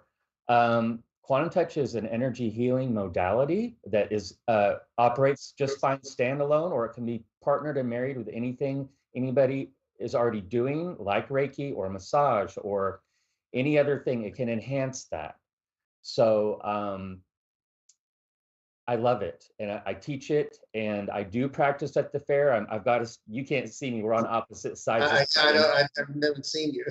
Yeah, I'm off in a corner, kind of by myself, because it works good for me. But I do offer practice sessions there, and really, when I'm at the fair, I want to introduce people to things like quantum touch and the angels, and then talk about the classes that I offer with those things and how that would help them. And I want to understand what their needs are. What do they know already? Are they already a practitioner of something? And then how I want them to understand how this can help them personally if they're so guided to go down that path. Where do you do your classes? Different places. Sometimes at home. Sometimes at a school. Sometimes at a metaphysical center. And I experiment with that. And again, I ask for guidance when putting my calendar together. So different places, but quantum touch is, I've always stuck with it. I have learned other things, not a whole lot over the years, but I have learned this and that and lots of other things. And really what I've come back to for me personally, I've never left quantum touch in the angel work. It's because I have never felt a lack there. And not only that, but it offers some things that other modalities don't. And like breath work is a part of quantum touch level 1, which that can connect the dots for a lot of people when in their own practice of energy healing or whatever they're doing, or a massage as an example. But we work with the scientific principles of resonance and entrainment. So in quantum touch, we work with intention, just like a lot of modalities do. They keep things universal. They talk about if you would like, you can work with help from above, whatever that means to you. Well, you know what that means to me at this point in the conversation. And I do take the opportunity to use the work that way. And we do incorporate, my angels in the healing. So it's healing with angels. It sounds like you're truly a man of faith, because you have faith in your angels. You allow them to channel through you, because it takes a person with great faith to be able to allow an angel to work with you, or a guide, like you were saying, other healing modalities, or other healing entities, if you want to call it that, and to be guided to do your work where you're called to do it. Takes a sensitive person. It takes a very special person. It doesn't. It's not something that most people would do. And I have to say, I got into this work kicking and screaming. I was being told to do it, but I didn't want to do it. And then finally, all right, I'll do it. And 30 years later, I still am doing it. So that's my story. But But no, Jason, you want to run a quality operation, and it's well done. There's no drama there, which is great, because I've been to fairs where there's drama, and I won't go back. And so that's a good thing from a vendor's standpoint, that you're going to go to a place where you feel welcome and you're not encroached on, or not felt like there's pressure on you. So just do your, and I don't want to do that to you. So we've had that conversation. But no, it's been a pleasure, and I know this weekend you're going to be having your fair on Sunday. I'm going to be there myself, and I'll be doing a spirit gallery there, which I'm looking forward to doing. And your place is not unlike others. They don't sign up early; they sign up at the moment that they get there. And let's see what this is, or I've never done that before. Let's try that. Let's see if this guy can really do what he says what he can do. So it's exciting. And so now you have this one in October. No, what is today? This is September. You got another one in November, and that'll be your last one for the year. Is that right? Then you start all over again in January. So that's good. So we only have a few minutes left. Is there anything you'd like to close with today to tell our audience? Can you tell us the date, time, and the cost to go into the fair? What would you like to end with today? Or do you have a website that you can go tell us about? And also, do you have any books or anything that you can point us to that you've done? Yes, and yes. A Sunday, the public hours of the fair are 12 p.m. to 6 p.m. It's a one-day event, so 12 to 6, $5 admission. There is paid parking around. And you mentioned you're doing your spirit gallery, which is a presentation, a mediumship presentation. We're having free talks during the day. The website is theholisticfair.com. So theholisticfair.com. That is a part of my own website, which is jasoncarlsonascension.com. If you go to either one, it's going to lead you to the other. Okay. I always have quantum touch books there at the fair that I will sell, that are a good introduction for people to read if they're interested. Mm-hmm. Well, very good. Well, thank you once again. We'd like to have you come back to the program sometime, but I want to thank all our listeners for listening or watching our program today. Be sure to support our sponsor, Miracles of Joy, there in Louisville, Texas.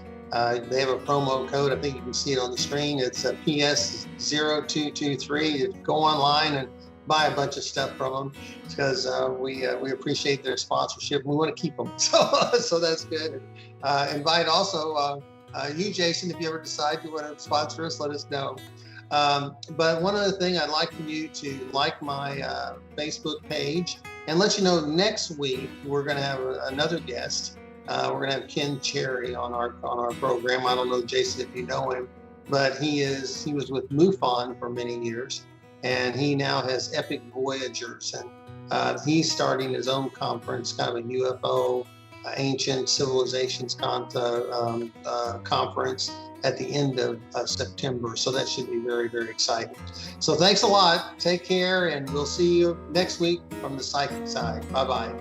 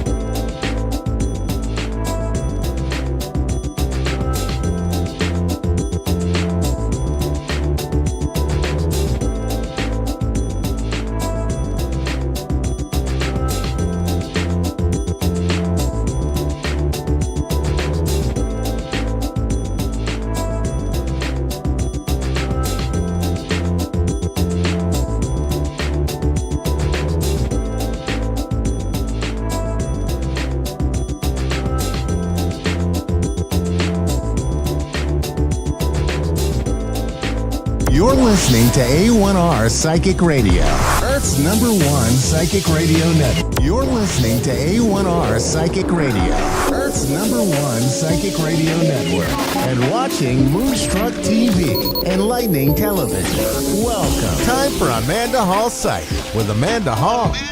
Live from AmandaHallPsychic.com.au. Connect direct. In North America, dial 888-454-2751. In London, 20-3519-2158. In Sydney, dial 02-8488-3147. Or online, contact us through our Facebook page, facebook.com/Psychic Radio. Or one of our websites, AskOneRadio.com or Moonstruck.tv. This is Amanda Hall Psych on A1R, the Ask One Radio Network.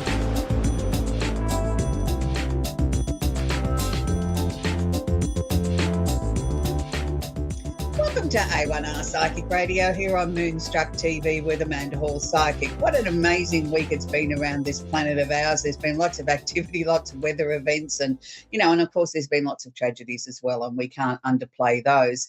But it's great to be alive, and I think it's something that sometimes we take for granted, that we forget that how precious life is and how important it is that we celebrate each and every day that we are breathing, we are alive, that we have our family and our friends around us, and we really just remember the good times and take the simple things for life. Don't take them for granted. Enjoy each and every single one of those every single day. So the card of the week this week is the World card, and I think it's a really beautiful card. It's the card of overseas trip for many of you that might want to be taking an overseas trip. It's also the card of money, of luck, and the world in the palm of your hand. Now, many people are looking for new opportunities, and this is the card that we look for in a reading if we're looking for new opportunities that sort of maybe only come once in a lifetime or don't come around very often. But it's a card of where there's great sort of promise, that we've got the world in the palm of our hand. We could go the 4 different directions of the globe, if we were looking at the compass. So it's a card there that says prosperity. It's good times are rolling. It's a time to sort of get excited, to put your plans forward, to get people to notice you, to turn around and say, this is me, this is what I can do, this is what I can bring to the table, and see where the opportunities come from out of that, but you've got to get out there and push yourself a little bit as well. Opportunities don't just knock on the door because you want them to. You've got to actually get out there and physically participate and make things happen. So it's really important that at the moment, particularly this week, we don't waste the opportunities that might be there to put you a little bit more into the limelight, so that people are actually sort of noticing you and saying, gee, that person's absolutely amazing. I might see what else I can do. I wonder if there's a better job that I can offer them, or there's other opportunities that could be coming up that we could sort of start talking about and looking towards the future. So this week we've got a really big week astrologically, so I'm going to try and get through it as quickly as I can. It's the first time in a very, very long time we've had 7 out of the 10 planets going retrograde or backwards. This is not something that happens every week in astrology, so it is a major event astrologically, and it will affect each of the 12 signs. So it's not something that's going to just affect one sign or the particular sign I'm going to talk about that it's in. It will affect each and every one of us. So the sun is currently sitting in Virgo, so happy birthday to all the Virgos. And I know it's halfway through the Virgo sign, but it's still a very important time of the year, because for the other remaining 11 signs, it's a time when we should sort of slow down, look at our diet, our health, our hygiene, look at the things that are important to us, and start to sort of put some plans in action. If you're not getting enough rest, or you're not getting that work-life balance, then now's the time to start working towards that. We have the sun conjunct Mercury. Now, Mercury is the planet of communication. Mercury is currently one of the planets that's going backwards at the moment. So you need to be very, very careful of any important conversations that you need to have. Now, this applies to the whole 12 signs. It's not just Virgos, it's everybody. Mercury will be retrograde until September 14. So we still only have less than a week to go of Mercury retrograde, but it's really important to make sure that if you have to have a serious conversation, make sure the other person is listening. Stop and regularly check and make sure that they fully understand what you're talking about. This is not the time to have the deep and meaningful conversation with somebody something that's been troubling you, because chances are they won't be listening, or they will get very aggressive or get upset very easily because they're not absorbing or understanding your point of view. They're only absorbing a little bit of it and they're taking offense to it. So be very careful. This is not the time to go and ask the boss for a raise, unless, of course, you've been really working diligently and, you know, you're sort of presenting some ideas, and that's not a bad thing. But just make sure that they fully understand that, you know, you've been working on this project for a very, very long time. It is the time, though, to make sure that if you're signing any legal or government documents, that you read them thoroughly. Can I suggest read them out aloud to yourself? That way you may pick up any mistakes that are there. It's the time when our cell phones, our computers, communication wires get crossed, people don't read something or they don't look at the date. And it's a time where we just really have to be a little bit more vigilant. So that's Mercury retrograde. Now we're moving on to Jupiter, which is retrograde also in Taurus. Now, Jupiter retrograde will be retrograding until December this year. So when Jupiter goes retrograde, Jupiter is the planet of luck and opportunity and expansion. It's not saying that our luck's dried up. It's just saying that we need to work a little bit harder to present something. If we're trying to bring about changes into our lives, if we're trying to bring about new opportunities and things in our lives, we just have to work that little bit harder. Work on your presentation more. Make sure that everything's sharp and up to the minute.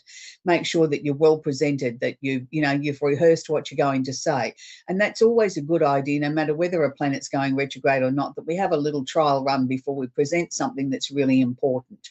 Uranus, the planet of the unusual and the unexpected, is also sitting in Taurus, is also retrograde, and will be there till the end of January 2024. So when Uranus goes backwards, it doesn't mean the whole world comes to a standstill. Uranus still works in a way that can deliver unusual, unexpected things coming out of nowhere, things that are going to take us by surprise. Not always are they good. Quite often they can be things that we thought we had taken care of or had minimized the fallout of, and all of a sudden it comes back to bite us. So just be careful. If you're doing things that you need to set in place that are really important, whether they're family matters or connected to your job, just make sure that you've crossed your I, dotted your I's and crossed your T's, and made sure everything's as much as possible is very cleverly set up, that, you know, nothing can come back to bite you. And I'm using the word cleverly because I don't mean that to be deceitful. I mean that to be, make sure that you're really organized and you've really looked and looked at everything very, very thoroughly before you say, right, that's it, I'm ready to submit now. Venus, the planet of love and affection, is also retrograde at the moment in Leo, and it will be there until October. So this is not great news for people that are searching for love or hoping to start a new relationship. I'm not saying that you shouldn't. I'm just saying be aware, make sure that if you do meet somebody new and someone new comes into your path and you want to start a connection or a relationship with them, make sure that you fully understand who they are and what they're about, and make sure that they're being completely honest and truthful with you and not presenting just what you want to see. You know, quite often in a new relationship, people wear a mask. They show you only their good side. They don't show you their warts and all side. And that's really important. If we're going to continue and develop into a serious committed relationship, you need to see all facets of the person. It's not necessarily the worst time in the world to be attracting new love. I'm just going to say, you know, enter with caution, as you should always do, and make sure that you really get to know the person before you sort of let, you know, the flutters of the heart take over and you haven't really got to know the person at all. We have Neptune. Now that Venus will be there in retrograde until October, middle of October. We have Neptune also is retrograde in Pisces. Now Neptune's the planet of illusion, delusion, creativity. And it's a time when Neptune's retrograde, I actually think, is a positive, because for those very creative souls that are songwriters, that write books, that write music, that paint, that create ceramics, do anything on a creative level, this is a time when it's sort of almost like a little bit of luxury time. You can allow yourself time to daydream a little bit, to sort of sit there and ponder and think and allow those creative juices to flow. And quite often with a Neptune retrograde, we get the most prolific songs, or the most beautiful pictures are painted, or, you know, a fantastic movie is created at this time, because the creative juices are really working in the correct order, I suppose, because we're not allowing things to sort of distract us. We're allowing things to sort of just flow and be at a time that they're comfortable with. Instead of us trying to reach deadlines, we're just allowing things to flow. So Neptune will be there retrograde until the latter part of December. We also have Saturn, the planet of discipline, is also sitting in Pisces. He's also retrograde. Now, Saturn here is not saying he's taking the brakes off and we can all, run amok and do what we please. It's just saying that some of the projects that we might have on our plate, things that we're trying to organize, things that we're trying to get across the line might take a little bit more work or might take a little bit of extra effort than what we were hoping to have to put in to make these things a reality. Now, Saturn will be retrograde until November. So it's time that we need to really be sort of focused on the fact that, we might need to sort of ramp things up. We might need to put a little bit of extra energy into things at the moment just to get them across the line. But on the upside, this gives us tremendous discipline, tremendous stickability to be able to see projects through to the end. So I don't actually mind Saturn being retrograde until mid-November. It sort of, it gives us that stability factor that sometimes is missing when we have such a busy life that we, sometimes aren't quite as disciplined or as focused on ideas and projects as we should be. The final one is Pluto, of course, is retrograde in Capricorn. Pluto spends half his time retrograde. So I don't quite often talk about a Pluto retrograde, but at the moment this is important because Pluto is nearing the end of his reign in Capricorn. Now, it'll be retrograde for the final time is now until the end of October. Pluto will then go direct and will enter into the sign of Aquarius in the early part of 2024. So this is the time when we're going to see governments, we're going to see things that are going to come out in the washing, so to speak, things that have been hidden for a very, very long time are going to now surface, and not all of them are going to be pleasant, but it is connected with governments, big business, anything that's of a financial nature. If somebody's deceived you on a financial level, this is the time they all get caught. This is the time if anybody's been doing the wrong thing or hiding money and they shouldn't have been, or not paying their taxes or whatever, this is the time you will be caught, because Pluto's role is to bring out what has been hidden, what people have tried to deceive from you.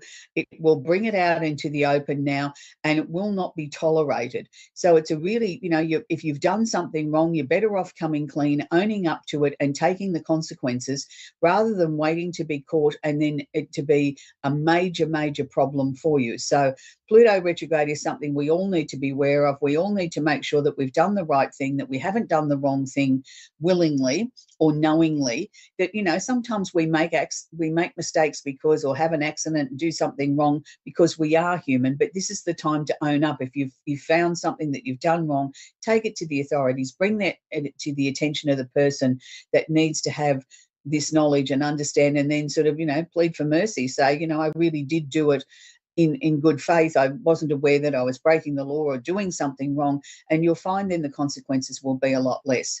So we're going to take our first caller, which is Michelle in Bessemer in Alabama in the USA. Are you there, Michelle? Yes. Do you have a question I can answer for you, Michelle? Well, I was just seeing what you might see in my future, how things are going. Okay. It's usually easier for me because we have such a short time on the show. If you have a question or something that's troubling you that you want answered, then I'm happy to look at that so that we get to the bottom of why you phoned into the show, sweetie. If you just want a general look, I can do that. I have one concern. It's about my child, and I was just wondering if you see any insight on that one. Okay. Do you mind sharing with me the child's first initial, sweetie, and their age? M and 30. 30. Okay, fine. Right, let me tune into that for you. There is some massive changes coming up around that child. It's interesting because it's almost like I want to say that they've sat still for a while and sort of sat there and said, I don't know what to do, or I don't want to do anything, or I'm not prepared to do anything. And it's like, well, just because they weren't prepared to look at it or deal with it or want to move it forward, life is going to move it forward anyway. There is some very strong changes coming up between now and December for them, which they're not going to be totally happy with, but in hindsight, they're going to look back and say, I'm glad that happened because it got me out of this funky sort of energy. It moved me along. It made me sort of grow up a little bit. It made me sort of look at, hang on a minute, I can't just sit there and say, I don't know what to do. It's, I've got to start pushing forward. Has there been some changes around where they've been living recently? Like in this last 12 months, has there been a change around that? Has there been a change around what? Where are they living? Have they moved home, or are they about to move home? Because I'm seeing a very unsettled energy around the house, around the place of abode. No. Is there likely to be changes? Because I'm feeling change there. I'm not sure whether they're going to move or whether it's changes within the structure there of, the dynamics of who shares the place together. Well, we're hoping they get to move home. Okay, good. Well, I am seeing a move, so that's a positive. Are we hoping to sort of move before the end of the year? Definitely. Good. Okay. Because I was seeing as early as October. Awesome. And with that, to me, signals the changes that are coming into your child's life in a more positive sort of way. And I want to be very clear. I wasn't saying that they were lazy. I was just saying that they didn't know which direction to take. So it was easier to sort of sit there and literally not do anything until you saw which way the pathway was clearing, what was the right direction to take. I want to be very clear. I wasn't meaning that they were being lazy. They were just trying to work out what was the best steps to take before taking the action. But the move of resonance will be the catalyst or the start of things changing and moving in a better direction. Are they also looking to sort of not so much change their job, but is there an opportunity there where maybe there could be a promotion or some extra money coming from the job? I'm not sure on that one. I'm not 100% positive on that one. Okay. I feel that there will be. I'm not sure that the promotion situation or the extra money is going to come in this year, but I'm certainly seeing it in the first 3 months of next year. And it's interesting because I look into 2024 for them and I see nothing but sort of brightness, happiness, everything's going their way.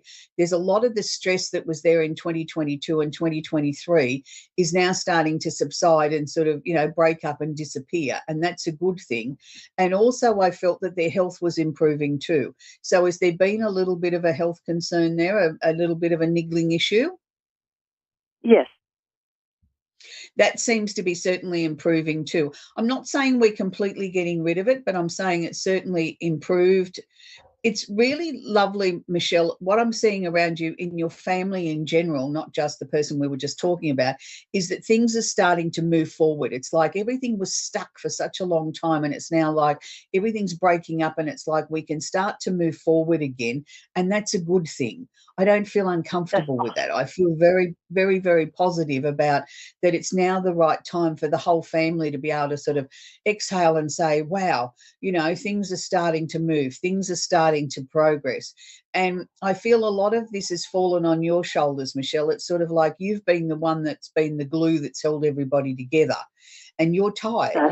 You need to be able to take a bit of a breather for yourself now and, just sort of be able to sit back on the couch with a cuppa and say, oh, that's good. Everybody's sort of starting to get their own lives together. I can sort of just have a little bit of a rest here and regroup and then sort of, start to look at what you need to change or what you need to work on in your own life. So 2024 will certainly get off to a slow start for you personally because you are able to take that little bit of a rest and sort of just let everybody else sort of, launch their year off and move forward and you can just sort of catch your breath a little bit. So I hope that's helped you, Michelle, hasn't?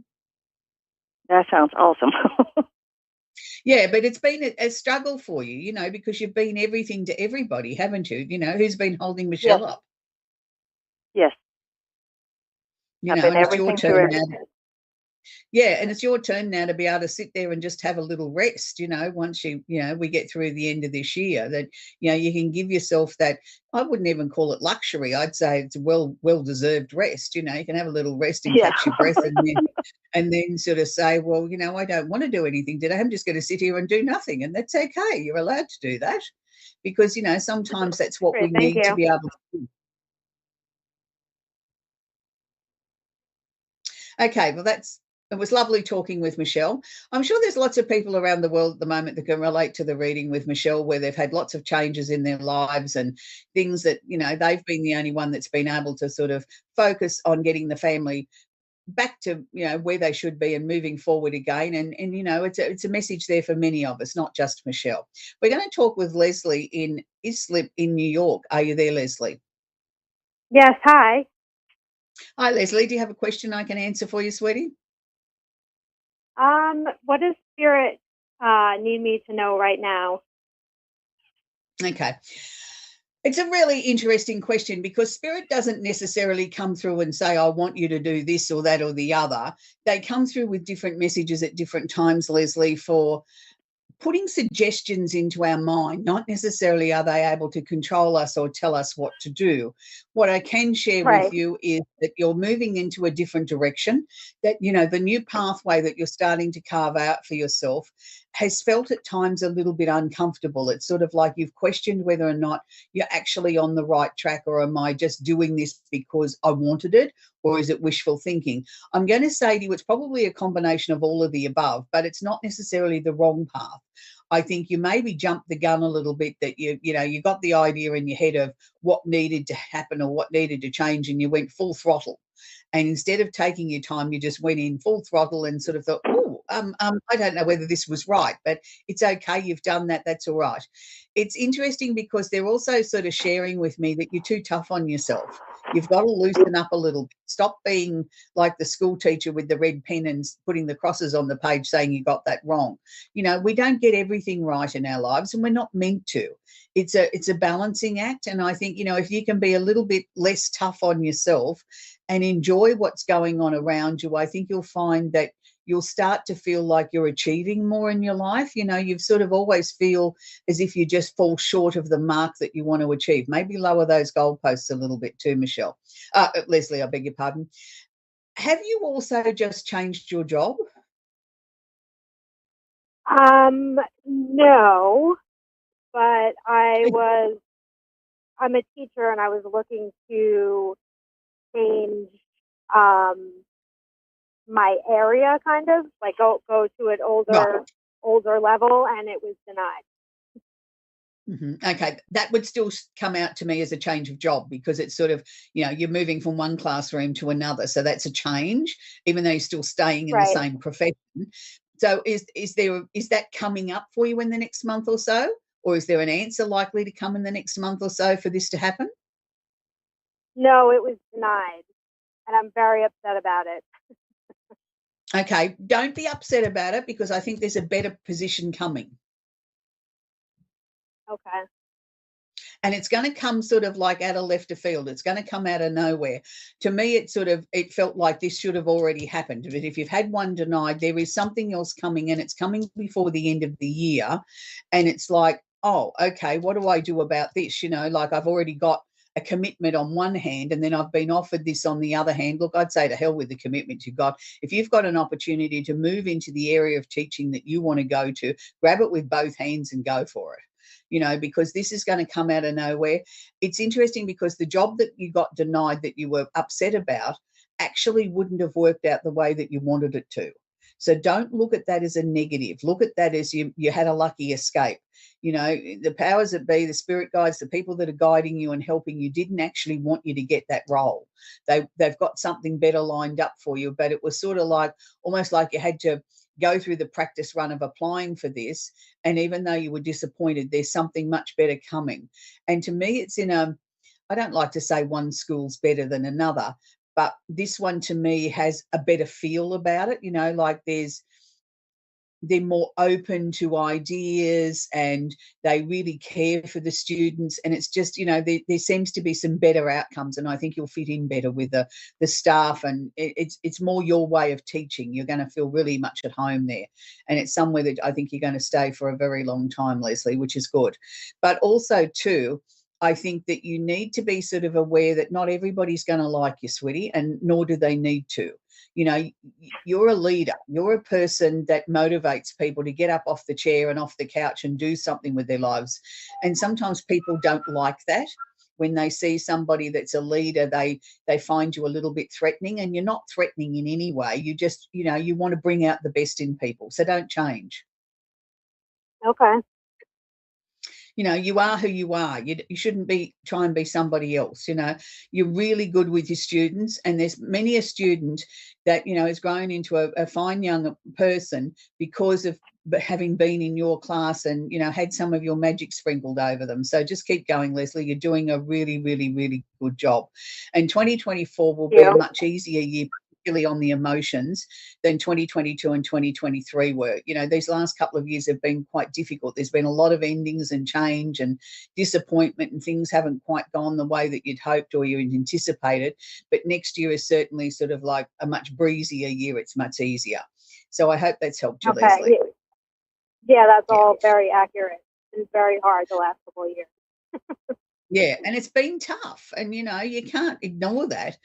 Sometimes when we have some tough years, it's nice to have a year where things start to go right, or a few years where things are going to start to go right. Anyway, that's where we're going to leave Leslie now. We've come to the end of the show again. It goes very quickly. I appreciate that. And, there's lots of people around the world that have got lots of changes going on at the moment, and people have had things that have come out of nowhere that they've had to sort of deal with, that were unexpected. And it's that's called life. Unfortunately, we have to keep moving, we have to keep changing and evolving and growing with it. And sometimes it can be overwhelming and it can be tough, and sometimes we think, oh, this is just all too hard, I don't know that I can handle this. But we're never sent anything, I believe, that we can't handle. Sometimes we just got to dig deep and find that inner resource that helps us deal with and cope with what's happening in our lives. And this week I want to leave you with a song that's an old song, but it's a beautiful song. And the words, I think, are very, very appropriate at the moment for a lot of us. And it's by Diana Ross, and it's called Reach Out and Touch Someone's Hand and Make This World a Better Place If You Can, is just some of the words in the song. But the song is called Reach Out and Touch by Diana Ross. And I think it's one of the most beautiful songs ever written, and it's something that I think is very inspirational. And I think we should all reach out and touch somebody's hand and try and make the world a little bit of a better place, because sometimes by just showing somebody a little bit of kindness can be the thing that really brightens their day and makes them feel special and important. So until next week, reach out and touch. Bye for now.